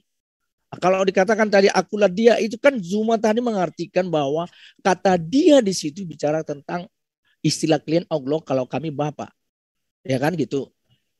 Nah kalau di dalam bahasanya itu bukan bicara tentang yang dimaksud akulah dia. Dia itu bukannya Bapak. Dia itu mengacu kepada Yesus itu sendiri. Nah kan kembali kata, kita ingat dulu kata hujat itu fitnah kan gitu. Dari saya kalau bilang kata tadi perkataan itu hujat atau fitnah, kalau melihat konteks dari kalimat itu menghujat namanya. Nah saya ambil itu aja dulu, nggak usah yang lain. Sekali lagi kata dia itu bukan merujuk kepada Bapa atau istilah kalian Allah. Enggak, kata dia di situ merujuk kepada dirinya sendiri, Yesus itu sendiri. Jadi kalau kami disuruh beritakan Injil, Injil itu apa? Keselamatan oleh siapa? Yesus. Ya memang harus beritanya tentang Yesus karena Yesus itulah Injil keselamatan itu sendiri. Jadi kalau bilang siapa mana perintah Yesus tentang beritakan namanya? Oh, beritakanlah Injil. Beritakan Injil. Injil apa tuh Injil? Injil kan berita tentang Yesus. Nah itu saya mau jelaskan, cuma berbelajar, jangan asal tadi ngomong. Saya sekali lagi, saya juga tidak suka dengan jum-jum yang Kristen yang suka mencela tanpa bicara data dan fakta. Bukan hanya data doang, data yang fakta. Kita jelaskan, kita mantap diskusinya gitu loh. Enak kita pakai timer bila perlu. Jangan framing berubah-ubah termasuk di Kristen Pruma belum framing. Saya bilang sampai seperti contoh nih Fabel 88. Saya marah sama dia sampai di-cut saya. Kenapa? Banyak framing hanya mencari flower aja jadinya. Kita harus nyampaikan kebenaran ya kebenaran, nggak perlu mau banyak atau tidak follower, bukan penting itu. Saya bukan mau, sekali lagi, saya ini berada di pihak yang saya hanya bicara tentang Injil. Saya nggak mau peduli itu mau Kristen mau Islam, kalau namanya nggak sesuai dengan Injil, saya juga akan berdebat dengan. Iya, siap Brother Rema. Cuma di sini kita nggak nyari Mario Teguh kedua, kita mau dialog di sini. Iya, justru karena itu saya nggak merasa kalau Mario Teguh itu bicara sekunder, kita bicara rohani. Lo di sini mau seakan-akan mau menjadi motivator gitu. Loh jelas saya motivator, istilahnya kan harus jangan di sini salah tempat, di sini tempat yang karena tadi cuma menjelaskannya salah, dia fitnah. Nah, bagian mana salahnya? Bagian mana tadi salahnya? Kata bagian dia mana fitnahnya? Tadi itu, kamu udah saya jelasin, nggak dengar tadi. Dia, akulah dia. Dia Zuma tadi mengatakan kata dia di situ mengacu kepada Bapa. Kalau istilah kalian Allah. Pentara kata dia itu mengacu ya Yesus itu sendiri. Akulah dia. Karena lihat teksnya loh. Kata Yesus, akulah Mesias. Kalau diterjemah di bahasa yang lain. Itu bermakna pribadi yang sama akan datang membawa namaku dan berkata, akulah dia. Ada orang nanti datang ngaku-ngaku sebagai Yesus. Itu maksudnya. Oh, gitu katanya Gurunda maksudnya. Waspadalah supaya jangan ada orang yang menyesatkan. Oke, atur timer. Banyak orang akan datang dengan memakai namaku dan berkata, akulah Mesias. Atur timer, saya buktikan sama Anda bahwa memang di situ mengaku Yesus. Ada oknum yang mengaku Yesus. Atur timer. Oke, mau berapa menit Gurunda? Brother Rema. Gak usah panjang-panjang kali ya. Kita 3 menit ya. 3 menit Oke, sip. Ya 11.00 Gurunda mulai sampai 11.03. Silakan. Nas tadi yang mana kita ambil tadi? Kita ambil nasnya dulu nih. Jangan ngambang kemana-mana. Lukas 21. Wah, sampai ini juga saya yang harus ngajarin kamu. Waduh, mas. Berapa dalilnya di mana Gurunda? Ambil aja Lukas 21. Biar satu perikop nanti dibilangnya nanti jangan motong-motong gitu. Oke sih, Brother Rema, lu sambil baca Matius 21 ya. Ini gua akan hitung mulai dari 11.00 sampai 11.03. Silakan Gurunda. Ayat berapa dia? Satu perikop. Lukas 21. Iya, fokusnya ayat berapa dulu fokusnya? Ini barusan saya ketemu dengan Kristen mintanya satu ayat. Biasanya kalau saya terangkan satu ayat dibilang saya itu comot ayat. Ya, sekarang saya kasih satu perikop lah. Gak benar itu satu ayat itu. Bisa suka-suka hatinya nanti. Nah itu dia, Brother Rema kata guru udah dibilang satu perikop. Iya, maksudnya satu perikop tetap. Tapi yang mau dibahas di situ dalam satu perikop itu banyak kisah yang di sana diceritakan, di sini lari ke sana. Tapi yang fokusnya nomor 8 aja. Oke, biar paham gini kan. Nanti di kisah selanjutnya ada lagi kisah lainnya lebih. Iya, sip. Iya ya udah. Nomor 8 ya, Brother Rema fokus. Gurunda aku kasih waktu 11.01 sampai 11.04. Silakan. Tampilkan bersemua bisa enggak usah sampai lihat timer HP lu aja. Kalau pakai timer gitu lah malah. Waspadalah. Oke, mulai dari ayat 7 lah itu ya. Ya. Mau lu dulu atau Gurunda dulu yang jelasin nih? Dari tadi ngomong terus. Enggak, kita baca dulu ayatnya. Masa dijelasin baca ya? Baru mau dibaca ternyata. Oke, sampai baca. Saya baca apa cuma nih? Ya, lu aja. Baca aja. Oke. Dan murid-muridnya bertanya kepada Yesus, katanya, Guru, bila manakah itu akan terjadi? Itu bisa nanti akhir zaman dia nih ya. Dan bukan. Aduh, baru awal kamu udah salah. Gimana akhir zaman pula? Baru aja ngomong, kamu udah salah. Coba. Kenapa berbicara mengenai akhir zaman? Karena di atas itu penghancuran bait Allah sampai tidak ada lagi. Baca nomor 12-nya dulu. Oke, saya baca ya. Nomor 12. Oke. Coba. Dan murid-muridnya bertanya kepada Yesus, katanya, Guru, bila manakah itu akan terjadi? Dan apakah tandanya kalau itu akan terjadi? Jawabnya, waspadalah, supaya kamu jangan disesatkan, sebab banyak orang akan datang dengan memakai namaku dan berkata, akulah dia. Dan saatnya sudah dekat, janganlah kamu mengikuti mereka. Nah, tadi Zuma mengatakan, akulah dia itu. Tadi saya dengar, kata akulah dia. Dia itu cuma menafsirkan. Rem, dideketin Rem, HP-nya Rem. Kecil banget suara. Cuma itu menafsirkan bahwa dia itu adalah Bapa. Istilah Kristen, Yesus. Dan Allah istilah kalian lah, biar bisa dapat sedikit ya, benang merahnya. Nah, saya katakan tadi itu namanya hujat. Kenapa? Karena kata dia di situ bukan mengacu kepada Bapa.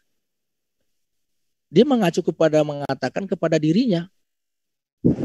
Karena dikatakan akan datang memakai namaku dan berkata, akulah dia.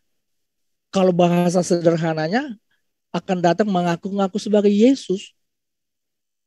Saatnya sudah dekat, janganlah kamu mengikut mereka.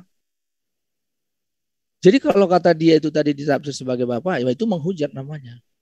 Karena sekali lagi ayat di atasnya itu kalimatnya kan memakai namaku, nama Yesus, nama dia itu siapa? Dimaksudku itu siapa? Yesus. Dan berkata, akulah dia. Ada orang nanti datang ngaku-ngaku sebagai Yesus.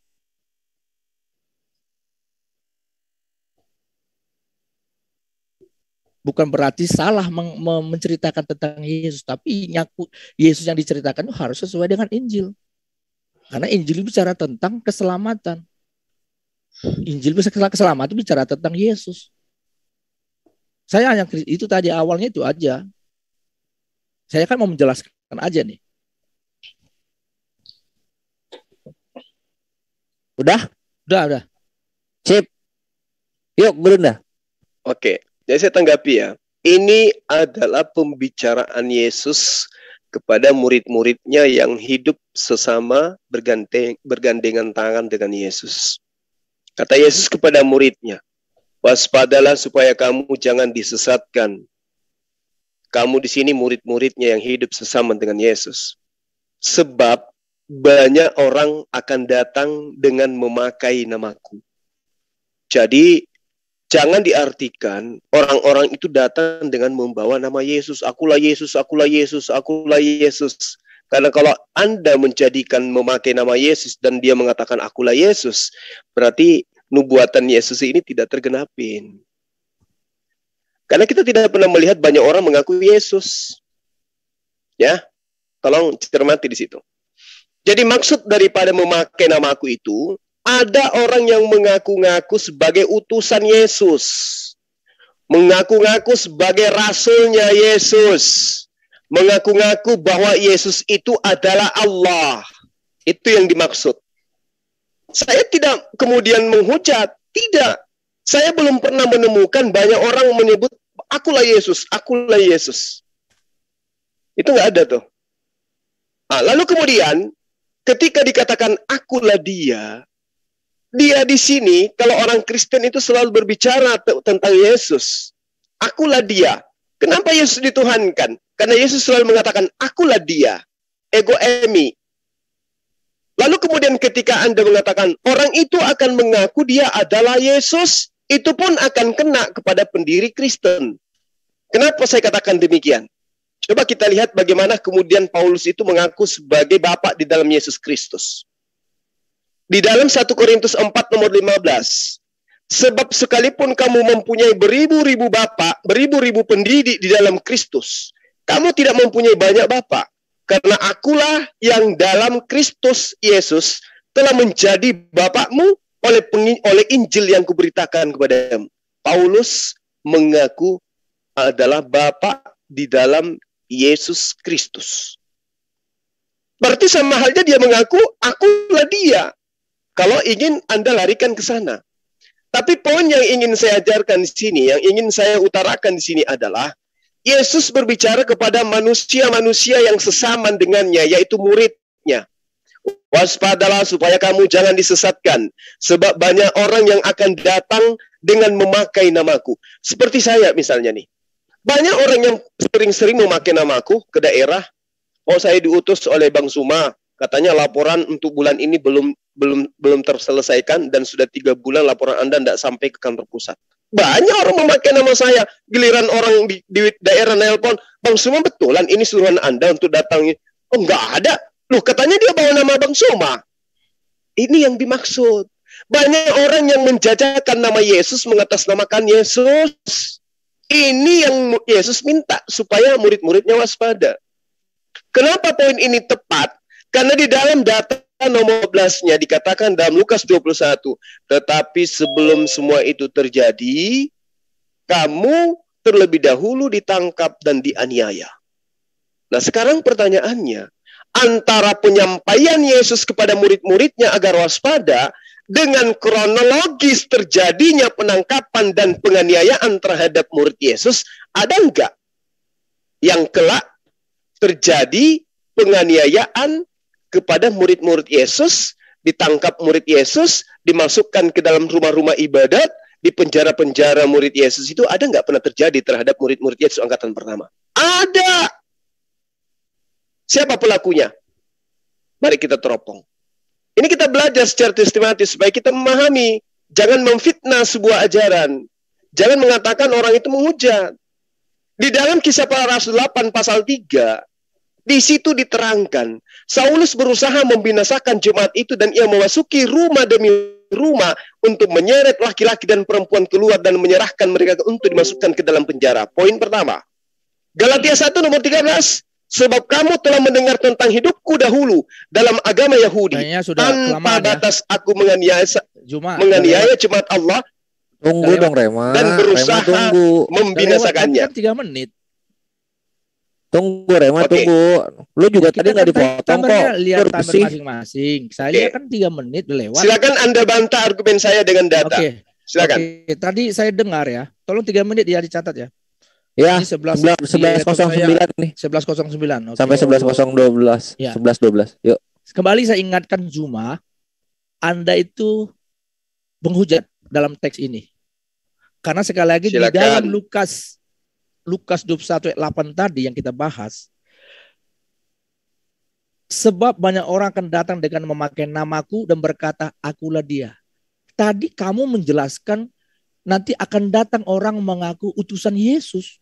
Lo udah gak nyambung. Beda dong. Mengaku sebagai utusan Yesus dan mengaku sebagai Yesus. Itu jelas beda. Atau cuma ini pun bahasa Indonesianya berapa saya gak tahu. Oke, sekarang saya tanya sama mu. Sebentar bro. Siapa aja yang pernah memakai nama Yesus? Sebentar, 2 menit.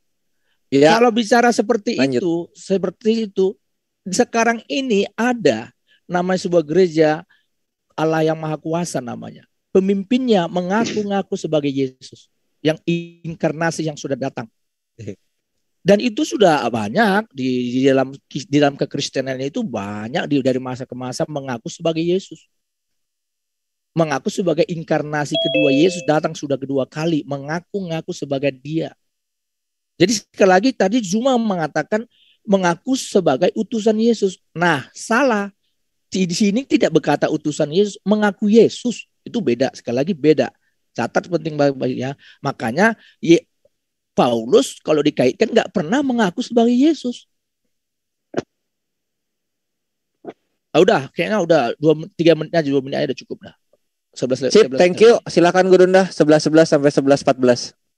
Iya. Nomor 12 di Lukas 21 diterangkan begini. Tetapi sebelum semuanya itu terjadi, maksudnya sebelum ada oknum-oknum ini menjajakan nama Yesus, memakai nama Yesus dan mengatakan Yesus itu adalah dia, ya. Terlebih dahulu murid-murid yang berbicara dengan Yesus itu ditangkap dan dianiaya. Kamu akan diserahkan ke rumah-rumah ibadat dan penjara-penjara dan kamu akan dihadapkan kepada raja-raja dan penguasa-penguasa oleh karena namaku. Pertanyaannya, murid-murid Yesus di abad pertama, yang angkatan pertama murid Yesus ini, pernah tidak mengalami hal ini? Kalau pernah, siapa pelakunya? Kalau sudah tahu siapa pelakunya, apakah kemudian ajaran sang pelaku ini membawa-bawa nama Yesus? Menjajakan Yesus kemana-mana, bahwa Yesus mati di tiang salib untuk membebaskan kita dari dosa waris, untuk membebaskan kita dari hukum Taurat.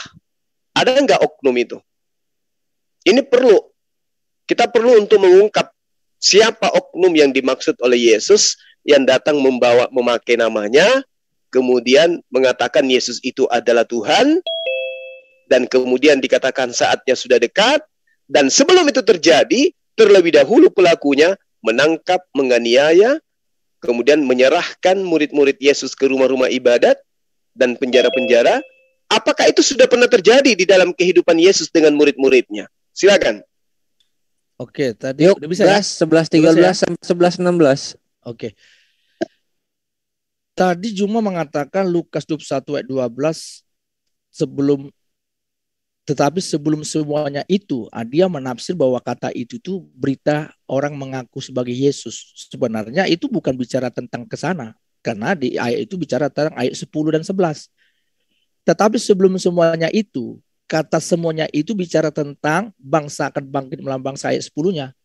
Ayat 11, gempa bumi dan sebagainya, penyakit sampar, kelaparan. Nah, tetapi sebelum semuanya itu, kalau saya jelaskan secara lebih sederhana, tetapi sebelum bangsa akan bangkit melawan bangsa, kerajaan melawan bangsa, gempa bumi dasar dan berbagai tempat, dan ada penyakit sampar, kelaparan, kamu akan ditangkap dan dianiaya. Jadi pesan Yesus di sini sebenarnya bukan bicara kepada muridnya pada masa itu saja. Karena semua orang percaya di seterusnya akan juga disebut murid. Karena Yesus juga ada Matius 28 ayat 19, jadikan semua bangsa muridku. Jadi kalau ayat ini dipahami hanya merujuk kepada murid yang hanya pada masa itu, ya jelas salah. Karena itu bicara kepada murid yang akan dihasilkan secara regenerasi selanjutnya.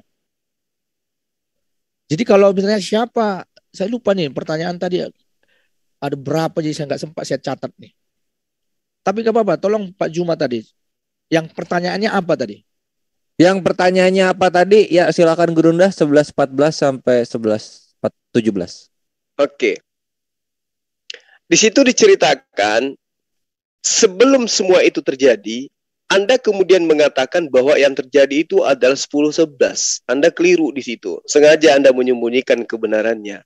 Di situ diterangkan, dan apabila kamu mendengarkan tentang peperangan dan pemberontakan. 1.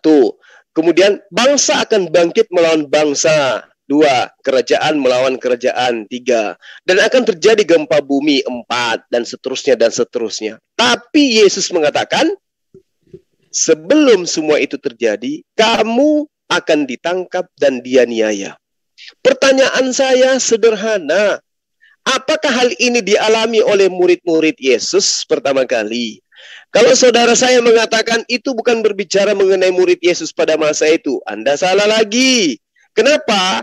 Karena itu adalah cerita, bukan tentang nubuatan yang terjadi pada masa yang akan datang atau masa yang akan jauh setelah kejadian dialog ini.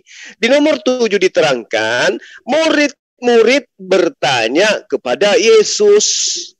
Apa kata murid? Guru, bila manakah itu akan terjadi? Dan apakah tandanya kalau itu akan terjadi? Nah, Yesus terangkan kepada mereka. Lalu Yesus mengatakan kamu. Yesus mengatakan kalian. Berarti ditujukan kepada yang bertanya. Bukan kepada orang yang mengaku-ngaku sebagai pengikut. Jadi saya tanya kepada sahabat saya ini ya. Di nomor 12-nya. Tetapi sebelum semua itu terjadi, kamu akan ditangkap dan dianiaya. Pertanyaan saya. Apakah murid-murid Yesus di awal mula itu ditangkap dan dianiaya? Silakan. Oke, kita masuk ya 11.16. 11.16 sampai 11.19. Oke. Pertanyaannya, apakah murid-murid mengalami hal-hal yang dinubuatkan oleh Yesus tadi di atas? Oh, jelas.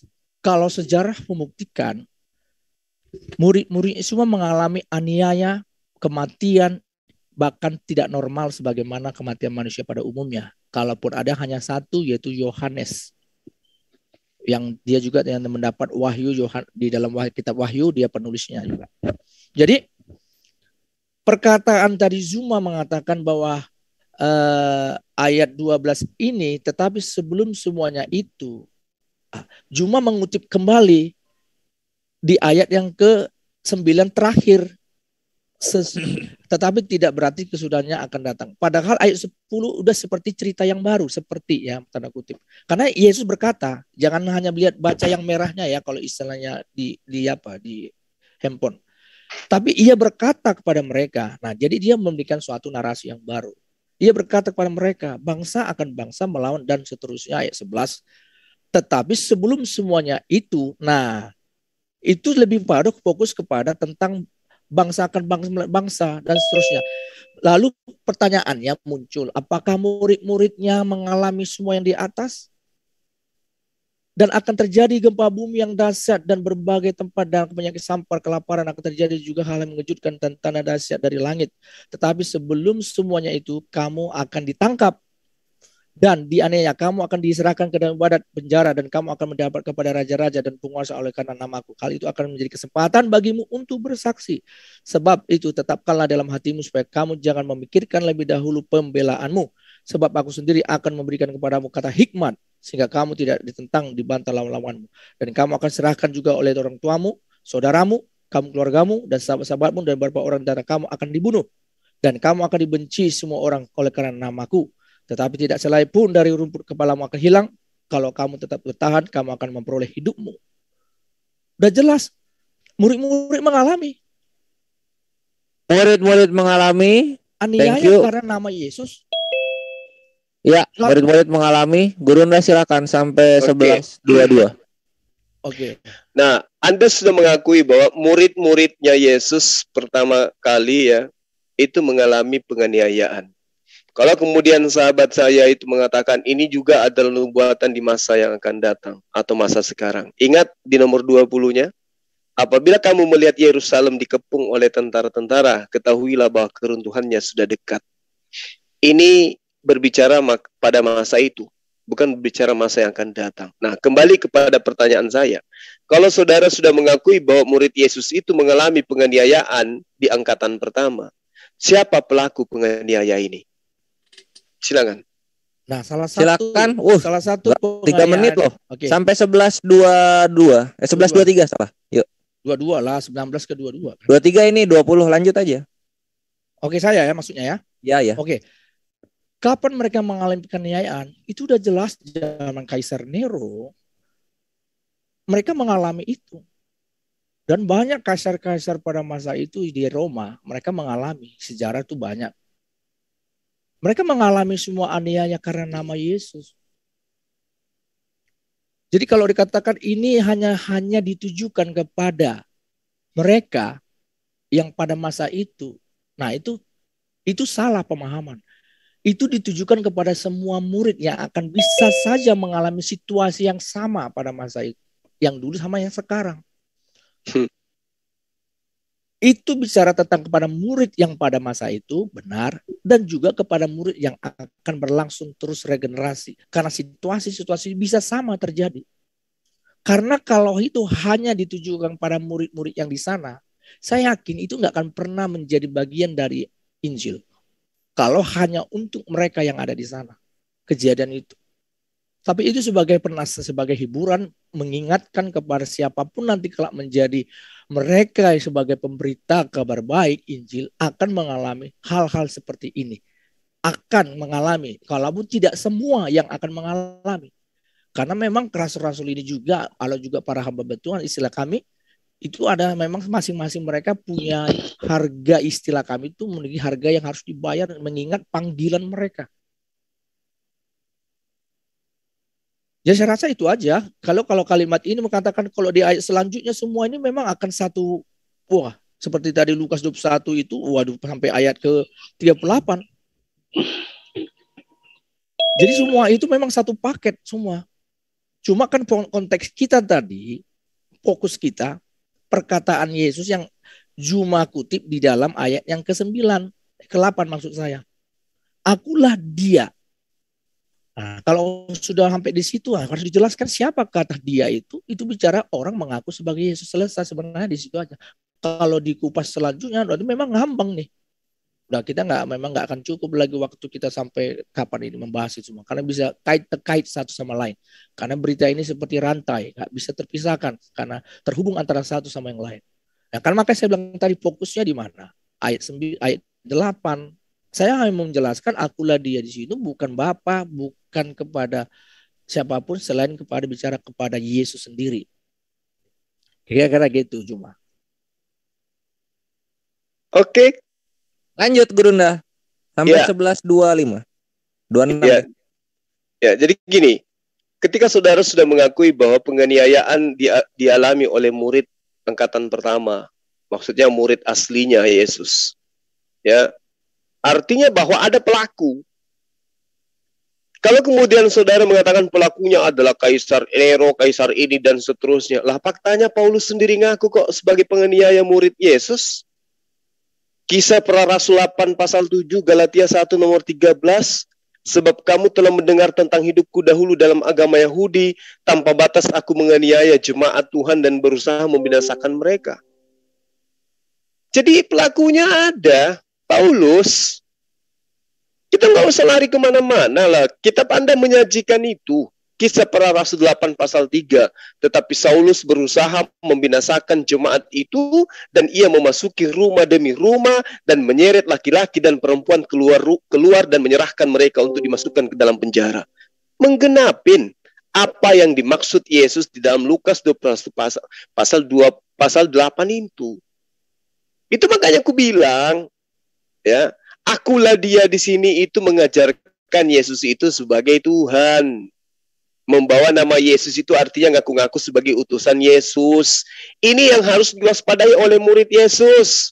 Makanya dikatakan, sebelum semua itu terjadi, tetapi sebelum semua itu terjadi, kamu akan ditangkap dan dianiaya. Siapa pelaku penganiayaan? Paulus.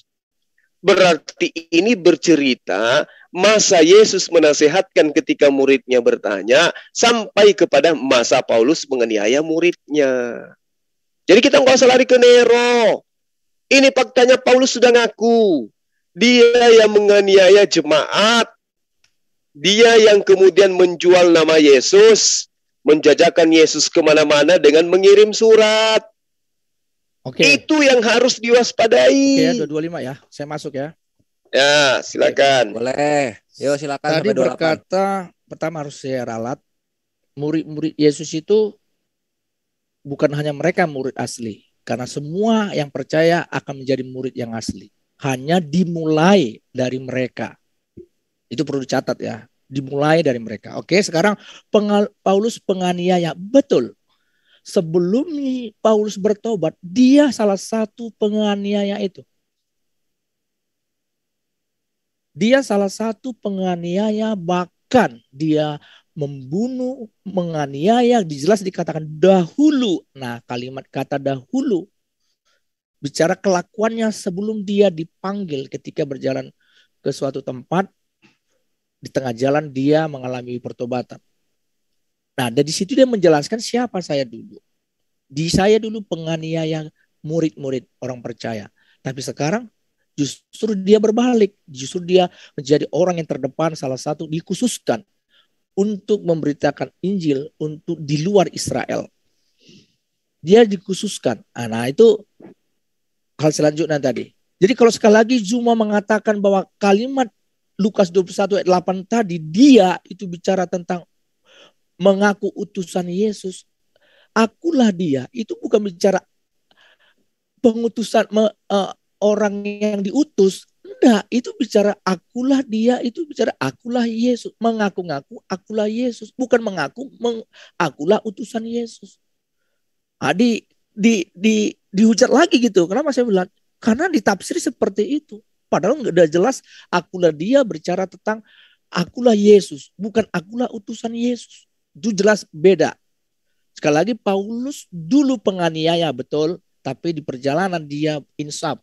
Lalu dia berpaling, bertolak, baru menjadi alat bagi Yesus untuk khusus beritakan Injil secara khusus. Walaupun nanti dia secara umum tetap memberitakan kepada orang Israel yang ada di luar bangsa Israel, itu di luar bangsa konteks secara geografinya. Jadi kalau dia bilang katakan Paulus itu yang salah satu yang mengaku-ngaku Yesus, nah itulah hujat. Karena tidak ada satupun tulisan Paulus dia mengaku sebagai Yesus. Oke, kurasa itu aja nih. Itu aja? Ya. Oke. Yang pasti, yang pasti yang mengaku sebagai penganiaya itu adalah Paulus. Itu sudah digenapi oleh Paulus. Jadi mau sampai kapanpun Paulus mau dikatakan bertaubat dan seterusnya itu tidak ada gunanya. Kenapa? Karena Yesus menerangkan di dalam 1 Yohanes 2 dikatakan begini. Anak-anakku, waktu ini adalah waktu terakhir, dan seperti yang telah kamu dengar, seorang antikristus akan datang. Sekarang telah bangkit banyak antikristus. Itulah tandanya bahwa waktu ini benar-benar adalah waktu yang terakhir. memang mereka berasal di antara kita. Oke? Jadi antikristus itu memang berasal di antara Yesus. Jadi kalau berbicara mengenai antikristus atau penyesat, kata Yesus itu mereka memang berasal dari antara kita. Jadi jangan cari ke bangsa lain. Itu berasal dari antara pengikut-pengikut Yesus. Memang mereka berasal di antara kita. 1 Yohanes 2 nomor 19. Tetapi mereka tidak sungguh-sungguh termasuk pada kita. Sebab jika mereka sungguh-sungguh termasuk pada kita, niscaya mereka tetap bersama-sama dengan kita. Tetapi hal itu terjadi supaya menjadi nyata bahwa tidak semua mereka sungguh-sungguh termasuk kita. Poin yang ingin saya sampaikan di sini adalah Yesus mewaspadai serigala yang nyamar seperti domba.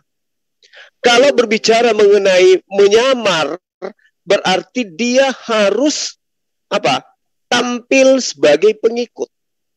Untuk terlihat sebagai pengikut, dia kudu wajib bertaubat kalau dia pelaku pembunuhan atau penganiayaan.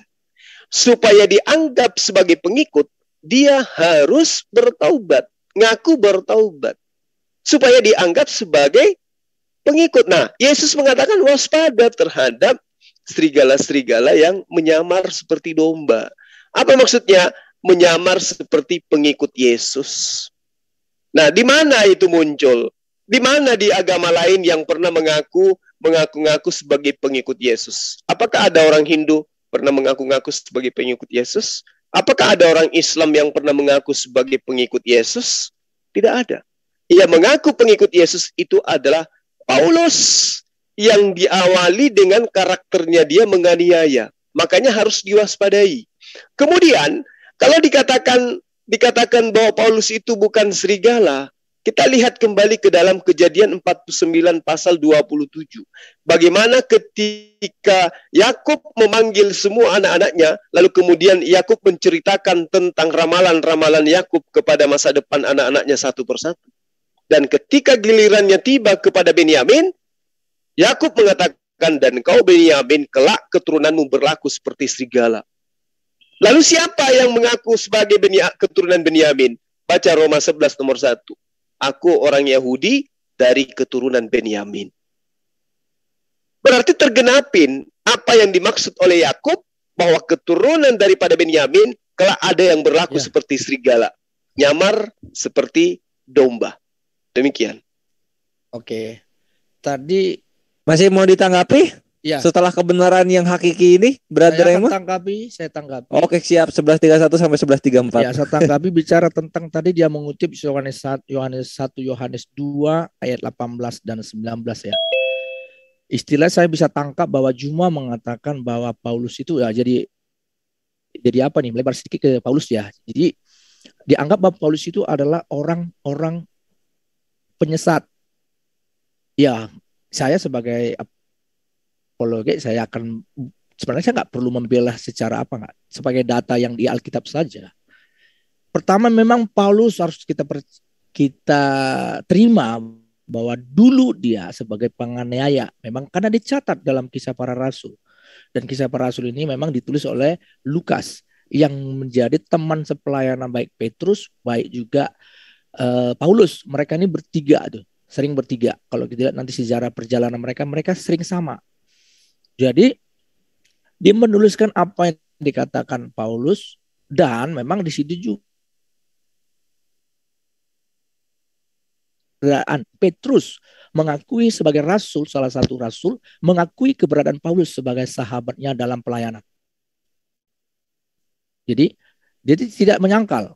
Rasul Petrus mengakui, ada nanti di situ sampai dia menasihati orang-orang yang tidak sungguh-sungguh mencari kebenaran, dia akan tersesat karena salah memahami tulisan-tulisan Paulus. Karena memang tulisan Paulus istilah sekarang itu berat, nggak boleh asal diartikan. Jadi kalau dikatakan bahwa memang mereka berasal dari antara kita, tetapi mereka tidak sungguh-sungguh termasuk pada kita. Dalam hal apa tidak sungguh-sungguh? Yesus selalu bicara tentang karakter. Kasih itu karakter ya. Injil itu bicara kasih itu. Yesus sendiri karakter. Dan tidak ada satu catatan setelah Petrus bertobat, tidak ada satu karakter dia yang cacat. baik moralnya, baik pikirannya, tindakannya tidak lagi ada yang cacat. Karena dia sudah menghidupi semua apa yang menjadi perintah Yesus dalam kehidupannya. Kalau dibandingkan para rasul-rasul di luar Kristen, di dalam karakter Paulus itu jelas dia memiliki karakter yang luar biasa, punya moral yang luar biasa, hubungan yang luar biasa kepada semua orang ada di sekelilingnya. Dia tidak ada punya masalah, tidak ada peperangan, dia tidak melakukan pembunuhan, tidak melakukan perzinahan, tidak melakukan hal-hal yang pokoknya bersifat amoral. Jadi kalau dikatakan memang mereka berasal dari antara kita, tetapi mereka tidak sungguh-sungguh termasuk pada kita. Nah, di sini orang Kristen yang mengaku pengikut Yesus, yang memang mulutnya doang mengaku Yesus, tapi karakternya iblis. Nah, itu nggak usah diceritakan. Nah, itu pasti ada. Dan saya sendiri sampai sekarang juga berjuang, jangan sampai saya ada bagian dari ini. Sebab jika mereka sungguh-sungguh termasuk pada kita, niscaya mereka tetap bersama-sama dengan kita. Tetapi hal itu terjadi supaya nyata bahwa tidak semua mereka sungguh-sungguh kepada kita. Ini kan bicara tentang kesungguhan itu dalam hal karakternya. Semua dalam bisa. Hal karakternya. Silakan Gurunda. 34-37. Oke. Jadi kalau kemudian saudara saya mengatakan Paulus bertaubat, dari mana Anda mengatakan Paulus itu bertaubat? Dari membunuh. Oke. Tapi apakah kemudian dengan bertaubatnya dia kemudian ajarannya benar? Tidak. Apa bukti bahwa setelah dia mengaku bertobat itu ajarannya tidak benar? Pertama, dia mengajarkan bahwa hukum Taurat itu adalah kutukan. Kedua, dia mengajarkan bahwa Yesus itu adalah Tuhan yang datang menjadi manusia. Nah, satu poin.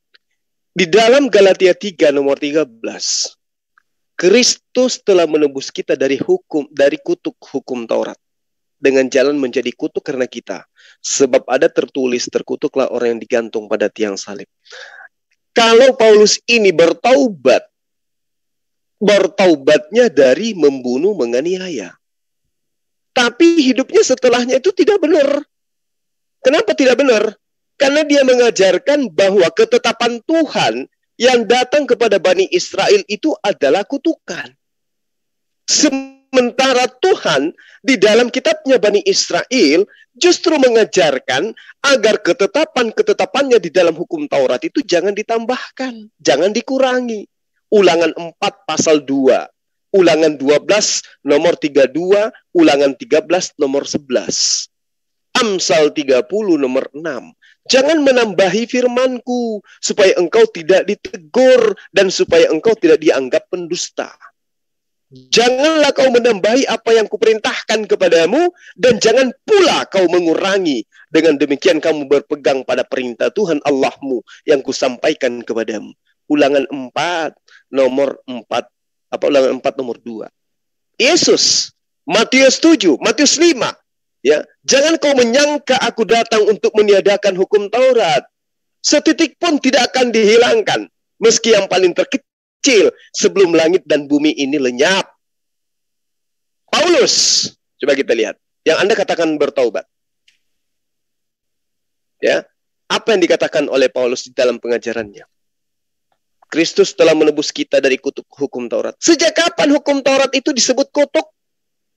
Sejak kapan ketetapan-ketetapan Tuhan itu disebut kutukan? Sejak kapan yang dikatakan ketetapan Tuhan kepada Bani Israel itu disebut sebagai kuasa dosa? Disebut sebagai sengat maut? Ini yang Anda katakan bertaubat. Bertaubat dari menganiaya murid Yesus? Yes. Tapi apakah kemudian hidupnya benar? Tidak sama sekali. Dia justru membantah semua yang Yesus ajarkan kepada Bani Israel. Itu poinnya. Makanya saya katakan, di dalam Lukas 21, yang dimaksud penyesat itu adalah yang membawa-bawa nama Yesus, mengaku utusan Yesus, mengaku sebagai Kristus di dalam Yesus Kristus. Sebagaimana yang saya jelaskan kepada Anda tadi. Bagaimana dia mengaku, akulah yang, sekalipun kamu memiliki beribu-ribu pendidik, akulah yang menjadi Bapa di dalam Yesus Kristus dan memberitakan Injil kepadamu. Tapi apa yang terjadi? 1 Korintus 15:56, sengat maut adalah hukum Taurat. Sengat maut, kuasa dosa adalah hukum Taurat. Sejak kapan? Nabi mana yang mengajarkan ketetapan Tuhan yang datang kepada Bani Israel itu adalah sangat dosa. Dari mana kemana informasi ini kemudian Paulus dapatkan sehingga mengatakan hukum Taurat itu adalah kutukan? Siapa yang mengajarkan dia? Yesus tidak pernah mengajarkan itu. Paulus bahwa jadi dia tidak bertaubat, malah dia menjadi penyesat. Silakan. Oke. Ya. Tadi 38 sampai 41. Ya. Juma mengatakan mengutip ayat Galatia 3 ayat 13 ya. Jadi siapa yang mengatakan bahwa terkutuklah orang yang digantung pada kayu salib? Juma mengatakan Paulus yang mengatakan ini. Ini bukan Paulus yang mengatakan, tapi Paulus mengulangi. Nah, mengulangi dan mengutip yang dimaksud di dalam Ulangan 21 ayat 23 ya. Rema bukan salib, Rema, Torah yang dikutukan. Tadi yang dikutipnya mana tuh? Yang Torah itu loh, Torah itu kutukan itu loh. Yang itu yang dikutip itu. Coba di durasinya dimatikan loh ya. Yang mana? Jadi ayatnya mana? Tadi dia kutip Galatia 3:13. Bukan, gurunya nggak bilang. Itu ya, saya dengar saya buat catatan, saya pakai catatan ini. Torah kutukan yang dibahas Torah. Ini yang dibahas dari ini Galatia 3:13 dia bilang. Di mana tertulis rupanya bahwa terkutuk orang yang digantung di atas kayu salib. Saya bilang Paulus tidak mengatakan secara dengan keputusan pribadi, dia hanya mengulangi bahwa memang pada masa itu orang yang digantung itu dianggap orang dikutuk Tuhan. Jadi nggak ada salah Paulus, dia mengulangi apa yang tertulis di dalam kitab mereka dulu waktu dia masih di dalam Judaism. Jadi nggak ada yang salah dari Paulus yang sekali kutuk hukum Taurat. Maksudnya itu. Torah itu kutukan loh di mana ya? Maksud Gurunda kan yang itu kan yang Torah kan? Bukan yang salib yang dibahas. Iya, kalaupun itu dijadikan sebagai dasar pembelaan daripada apa yang diajarkan oleh apa yang saya katakan tentang Galatia 3 tadi. Terkutuklah orang yang digantung di tiang salib. Cuma ini masih bagian saya nih. Cuma kamu singkat aja jelaskan. Tadi yang kamu kutip kan Galatia 3:13 ya. Yang Torah kan ya Gurunda? Gimana? Yang Torah kan? Yang dibahas bukan yang salib kan? Iya. Terkutuklah kata terkutuk itu sebenarnya yang melebihi sorotan dia ya. Kan mengutip. Paulus mengatakan ya, Paulus dia tidak mengatakan dengan pendapatnya, dia mengulangi karena saya merujuk kepada Juma tadi mengutip Galatia 3 ayat 13. Ya saya kutip ya, kita fokus di sana. Nah, kalau ada yang lain coba kasih tahu yang mana maksudnya. Yang ini banyak. Banyak itu. Coba satu aja biar kita fokus di sana. 1 Korintus 15 nomor 56. Sengat maut ia adalah dosa dan kuasa dosa adalah hukum Taurat. 1 Korintus 15 ayat 56. Gimana? Sengat maut ialah dosa dan kuasa dosa ialah hukum Taurat. Nah ini kan harus dipahami nih, harus punya memang nggak bisa secara letterlet, memang harus ini. Karena hukum Taurat kan bicara hukum peraturan. Ya. 43 ya.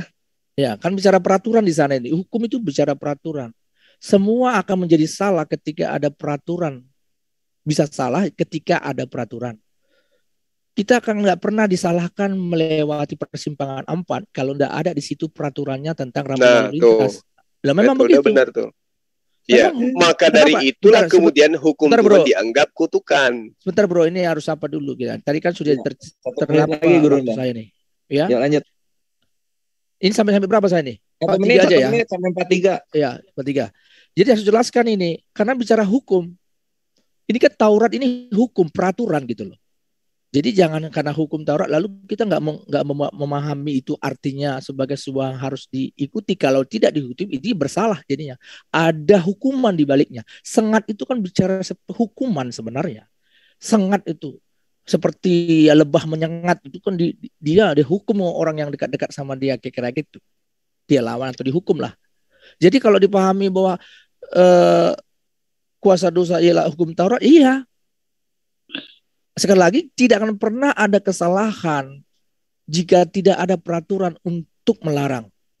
Tidak akan pernah kita disalahkan melewati persimpangan 4 di jalan besar kalau tidak ada rambu-rambu lalu lintas yang melarang membuat peraturan di sana. Ya, karena itulah kemudian Oke. Ya, gas Gurunda Ya. pas.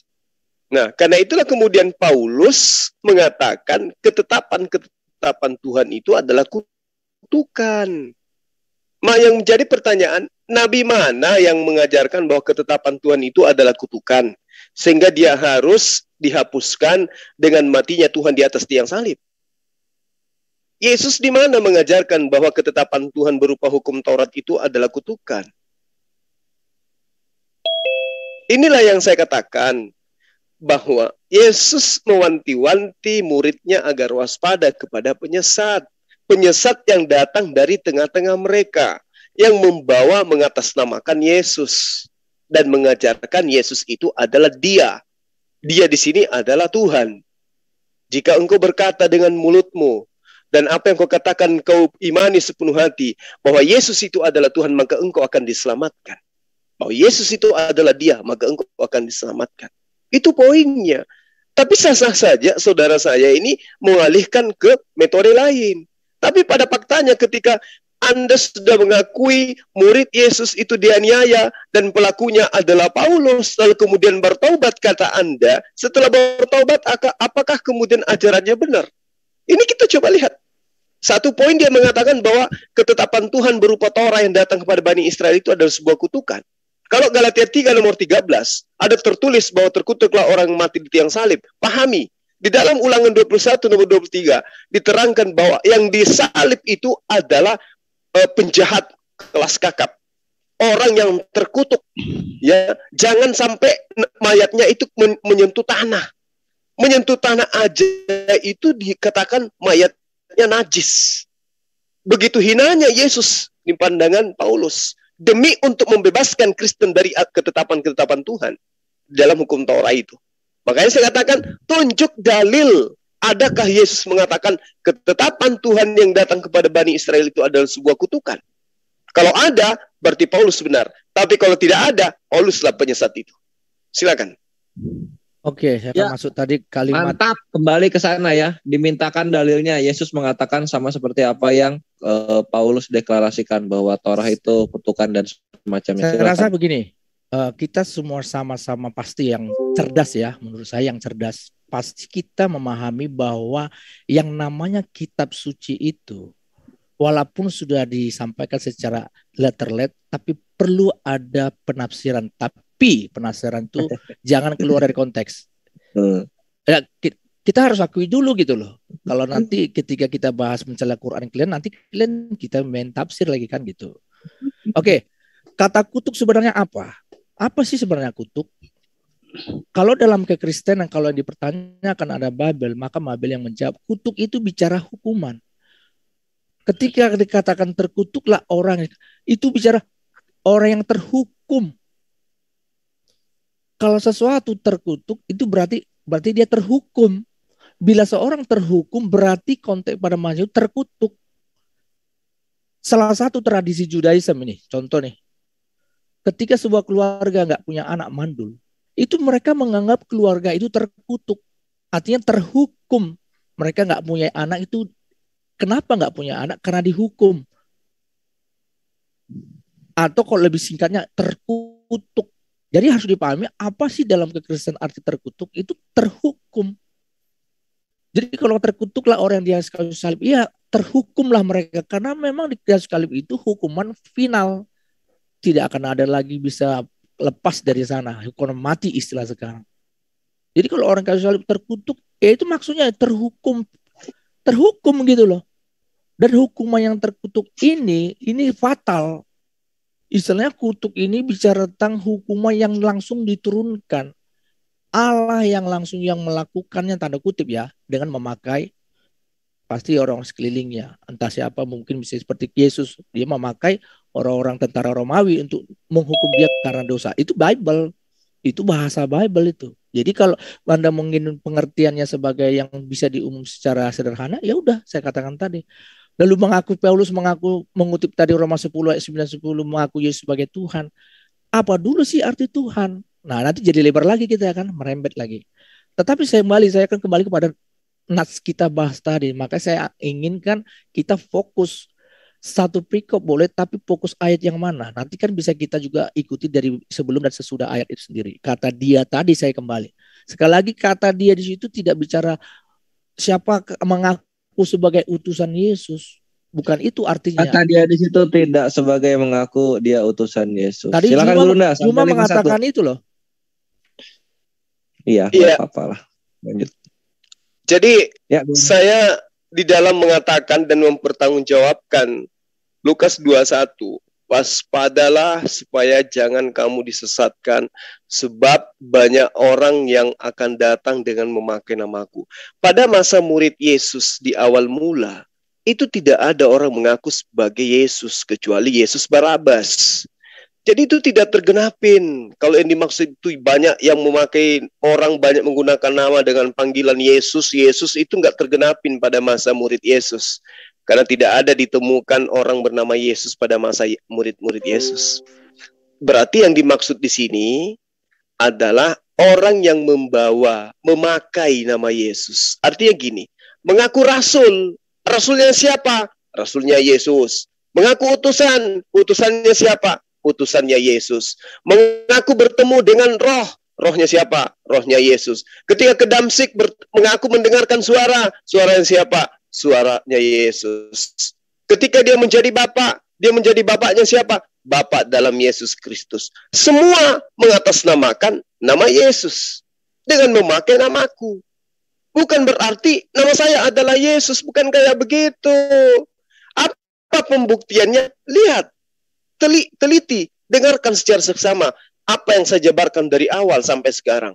Bagaimana kemudian ketika saya mengatakan ada sosok yang mengatasnamakan rasulnya Yesus, mengajarkan bahwa Torah itu adalah kutukan. Lalu kemudian ketika saudara saya ini mencoba untuk mengulas kutuk itu adalah apa tadi? Dosa, kutuk itu adalah kesalahan dan seterusnya. Coba kembali ke dalam Ulangan 21, nomor 23, di mana Paulus ketika menyerang, mengatakan di dalam Galatia 3, nomor 13, ada tertulis, terkutuklah orang yang disalib, yang digantung di tiang salib. Nah sekarang menurut hukum Yahudi, orang yang dihukum salib itu orang apa?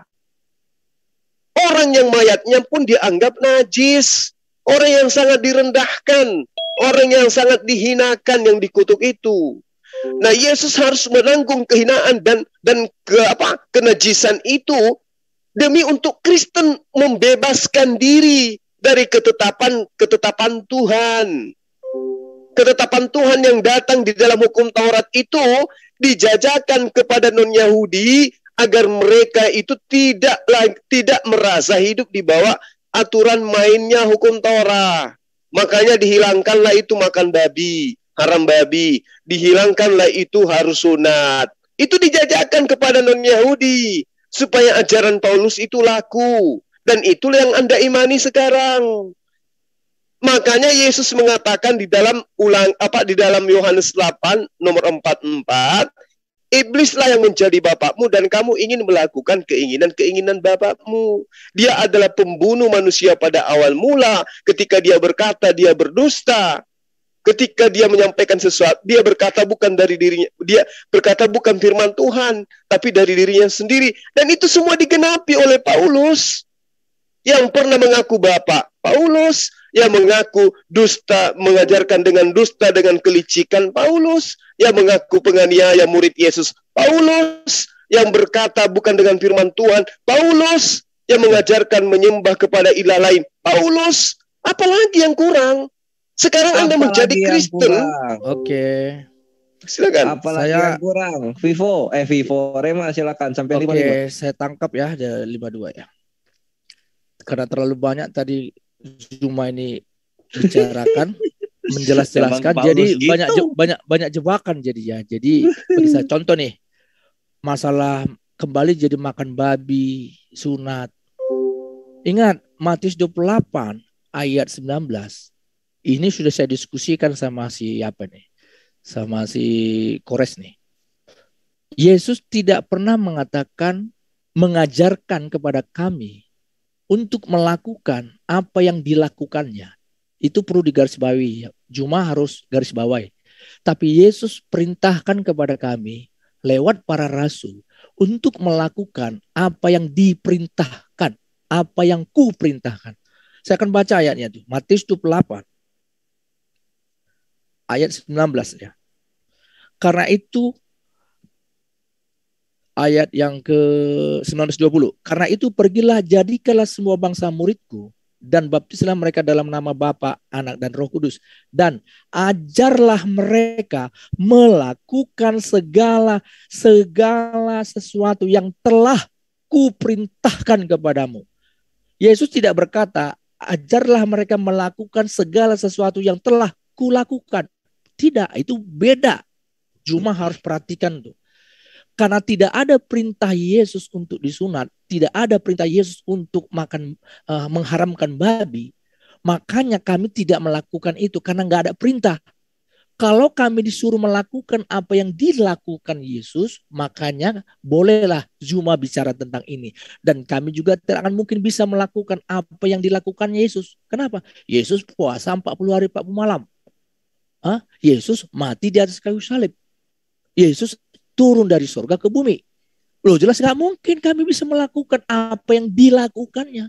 Tapi kami diperintahkan melakukan apa yang diperintahkannya.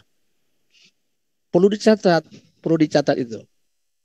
Jadi kemarin saya sedikit bicara sama mereka, sama teman-teman muslim yang lain yang ada mungkin di JCC kemarin gak salah. Kami mengikuti milahnya Abraham. Tapi kalau bicara milah Abraham, mana ada bicara makan mengharamkan babi di situ. Itu bicara sunat. Lo Israel itu dilarang makan unta. Ada situ. Nah, tapi kenapa yang kalian makan juga gitu? Karena ya itu tadi. Karena kami melakukan apa yang diperintahkan, bukan apa yang dilakukan Yesus. Itu perlu cuma catat supaya nanti diskusi selanjutnya jangan berulang-ulang.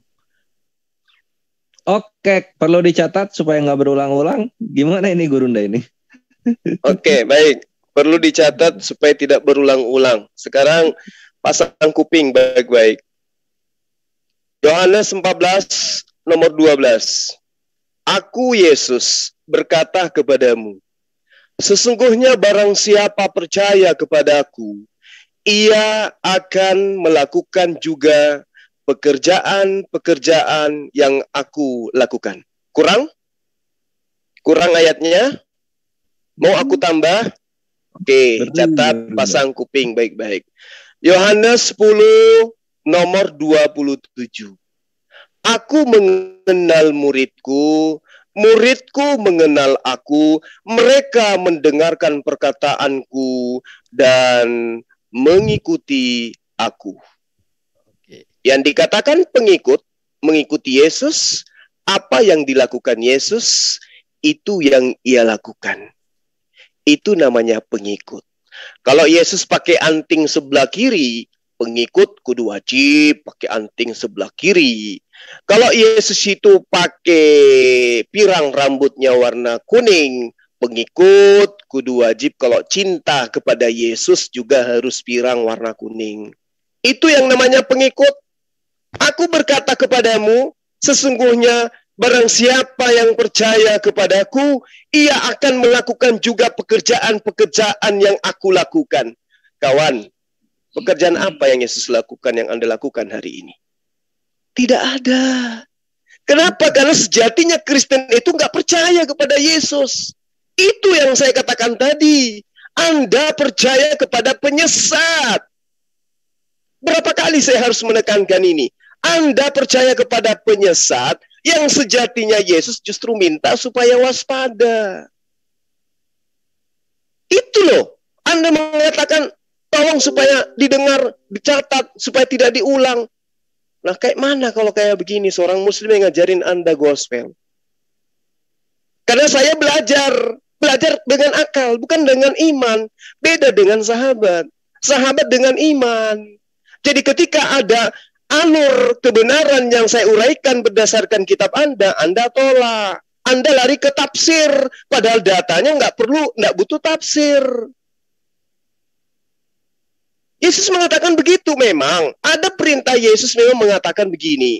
Jika engkau mengasihi aku, kamu akan menuruti segala perintahku. Nah, kalau itu yang Anda jadikan sandera, Anda ketampar.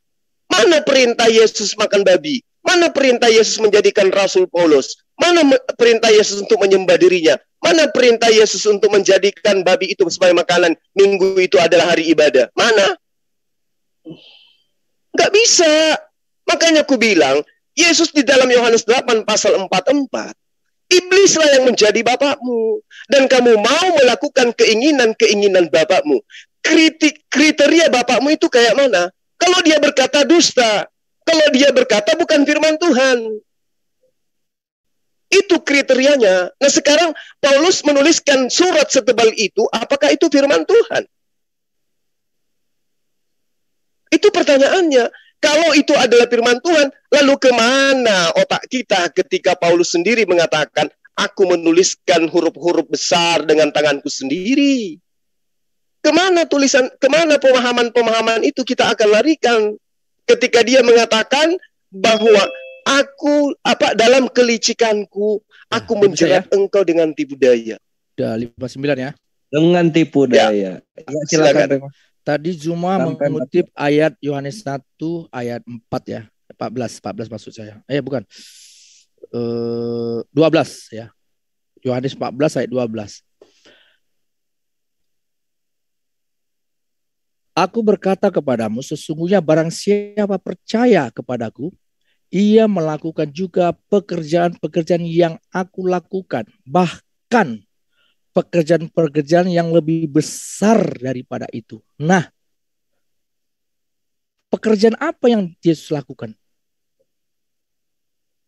Itu pekerjaan ya. Pekerjaan itu sesuatu yang bicara tentang berita Injil yang dia sampaikan. Kalau dikutip tadi, makanya tadi kata kalau diingat tadi 15 dikatakan jikalau kamu mengasihi aku, kamu akan menuruti segala perintahku, menampar. Memang itu beda. Kalau dilihat secara perikop ayat ini bukan bicara pekerjaan yang dilakukan Yesus, itu bukan bicara makan babi. Makan babi bukan pekerjaan, bro. Kalau masalah disunat, Yesus nggak bilang dia bukan dia melakukan sunat atas dirinya, bukan pekerjaannya itu, pekerjaan orang tuanya itu. Kalau makan babi sekali lagi itu bukan pekerjaan, pekerjaan sesuatu yang dilakukan di luar dari dalam dirinya keluar. Kalau makan babi sesuatu yang dari luar masuk ke dalam dirinya, itu makan. Beda, pekerjaan yang dimaksud di situ bukan yang dilakukannya seperti yang kalian inginkan supaya orang percaya kepada Yesus itu disunat lah, makan babi lah, jangan makan babi lah, bla bla bla bla bla. Gak ada. Kalau dibilangkan adakah larangan? Ada sebenarnya. Ketika Yesus mengatakan, mungkin semua dengar kalian itu, apa yang masuk ke dalam mulut tidak satu pun menajiskan. Ini perkataan Yesus.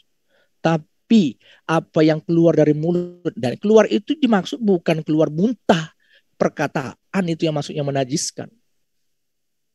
Masuk ke dalam mulut itu ya makanan itu, nah itu bukan pekerjaan. Masuk ke dalam mulut itu apa saja yang namanya makanan ya. Karena kalau masalah yang masuk ke mulut ini apa saja bisa. Batu pun bisa masuk, kaca bisa masuk. Apa saja yang ke mulut bisa masuk. Pertanyaannya apakah itu makanan? Nah itu konteksnya kan gitu. Sama seperti di masalah darah. Kami dilarang makan darah. Tapi darah bisa nggak dimakan? Bisa dimakan darah. Tapi itu bukan makanan. Sama seperti bisa nggak makan kaca? Bisa. Kudu lumping makan kaca itu. Bisa kan dimakan kaca. Tapi apakah kaca itu makanan? Nah sekarang babi itu apa? Bisa dimakan? Bisa. Kenapa? Babi memang makanan. Kalau diharamkan Israel itu yang diharamkan bagi orang Israel, bagi pengikut Yesus nggak ada, perkataan Yesus nggak ada, justru sebaliknya. Sejak saat itu yang menyatakan bahwa semua makanan bisa dimakan, semua makanan ya yang bisa dimakan. Semua makanan bisa dimakan, Guru. Nah, silakan sampai 05. Kayaknya ini udah jam 12 lewat nih. Ini mungkin diskusi yang terakhir ya, karena saya ada job juga nih. Saya nggak sadar jam 12 lewat 2 nih. Ya udah, habis tanggapan Gurunda, Brother Rema silakan closing, Gurunda closing. Yuk. Oke. Jadi kalau kata saudara mengatakan tidak ada larangan makan babi, sangat disayangkan itu adalah sebuah penegasan yang sangat akurat dalam kitabnya Bani Israel. Imamat 11 nomor 7. Jangan kau makan babi karena itu haram bagimu. Lalu kemudian Yesus datang mengajarkan. Alhamdulillah. Dia katakan gini, jangan kau menyangka aku datang untuk meniadakan hukum Taurat. Barang siapa yang meniadakan meski yang paling terkecil dan mengajarkan kepada orang lain, maka dia akan menduduki kerajaan Allah yang paling terendah alias neraka. Lalu kemudian berbicara mengenai hal Yesus. Yesus itu ketika dia datang, mau tidak mau, suka ataupun tidak, harus sadar bahwa dia adalah praktisi Yudaism. Dia bukan praktisi Kristen yang mengajarkan petantang-petenteng tentang Yesus itu Tuhan dan seterusnya. Yesus itu praktisi Yudaism, dan dia pada hari Sabat di tempat kelahirannya sering masuk ke sinagog membacakan kitab suci. Kitab suci mana yang dibacakan oleh Yesus? Di antaranya adalah Yesaya. Yesaya 66 nomor 15 nomor 16 terang dikatakan, sebab sesungguhnya Tuhan akan datang dengan api dan kereta-keretanya akan seperti puting beliung untuk melampiaskan murkanya dengan kepanasan dan hardiknya dengan nyala api. Sebab Tuhan akan menghukum segala yang hidup dengan api, dengan pedangnya, dan orang-orang yang mati terbunuh, dan oleh Tuhan akan banyak jumlahnya.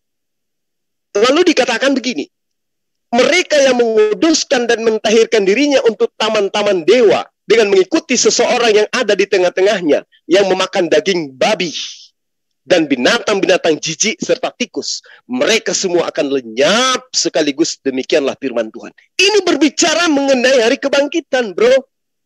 Bagaimana kemudian Allah membasmi pemakan babi? Ini dalil, ini data. Jadi sahabat saya, sekali lagi saya katakan, Anda bukan pengikut Yesus. Anda pengikut penyesat yang tadi. Di sini jelas datanya.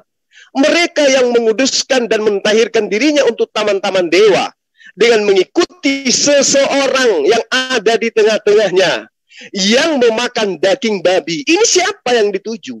Umat Islam tidak ada makan babi. Ya. Dan binatang-binatang jijik serta tikus. Ini siapa pelakunya? Ayo pergi ke pasar Manado sana. Ada ular, ada kucing, ada tikus, ada biawak. Andai saja kapal selam bisa dimakan juga. Oke, Bro Zuma. Ini data. Udah 3 menit ya. Oke, Oke, silakan.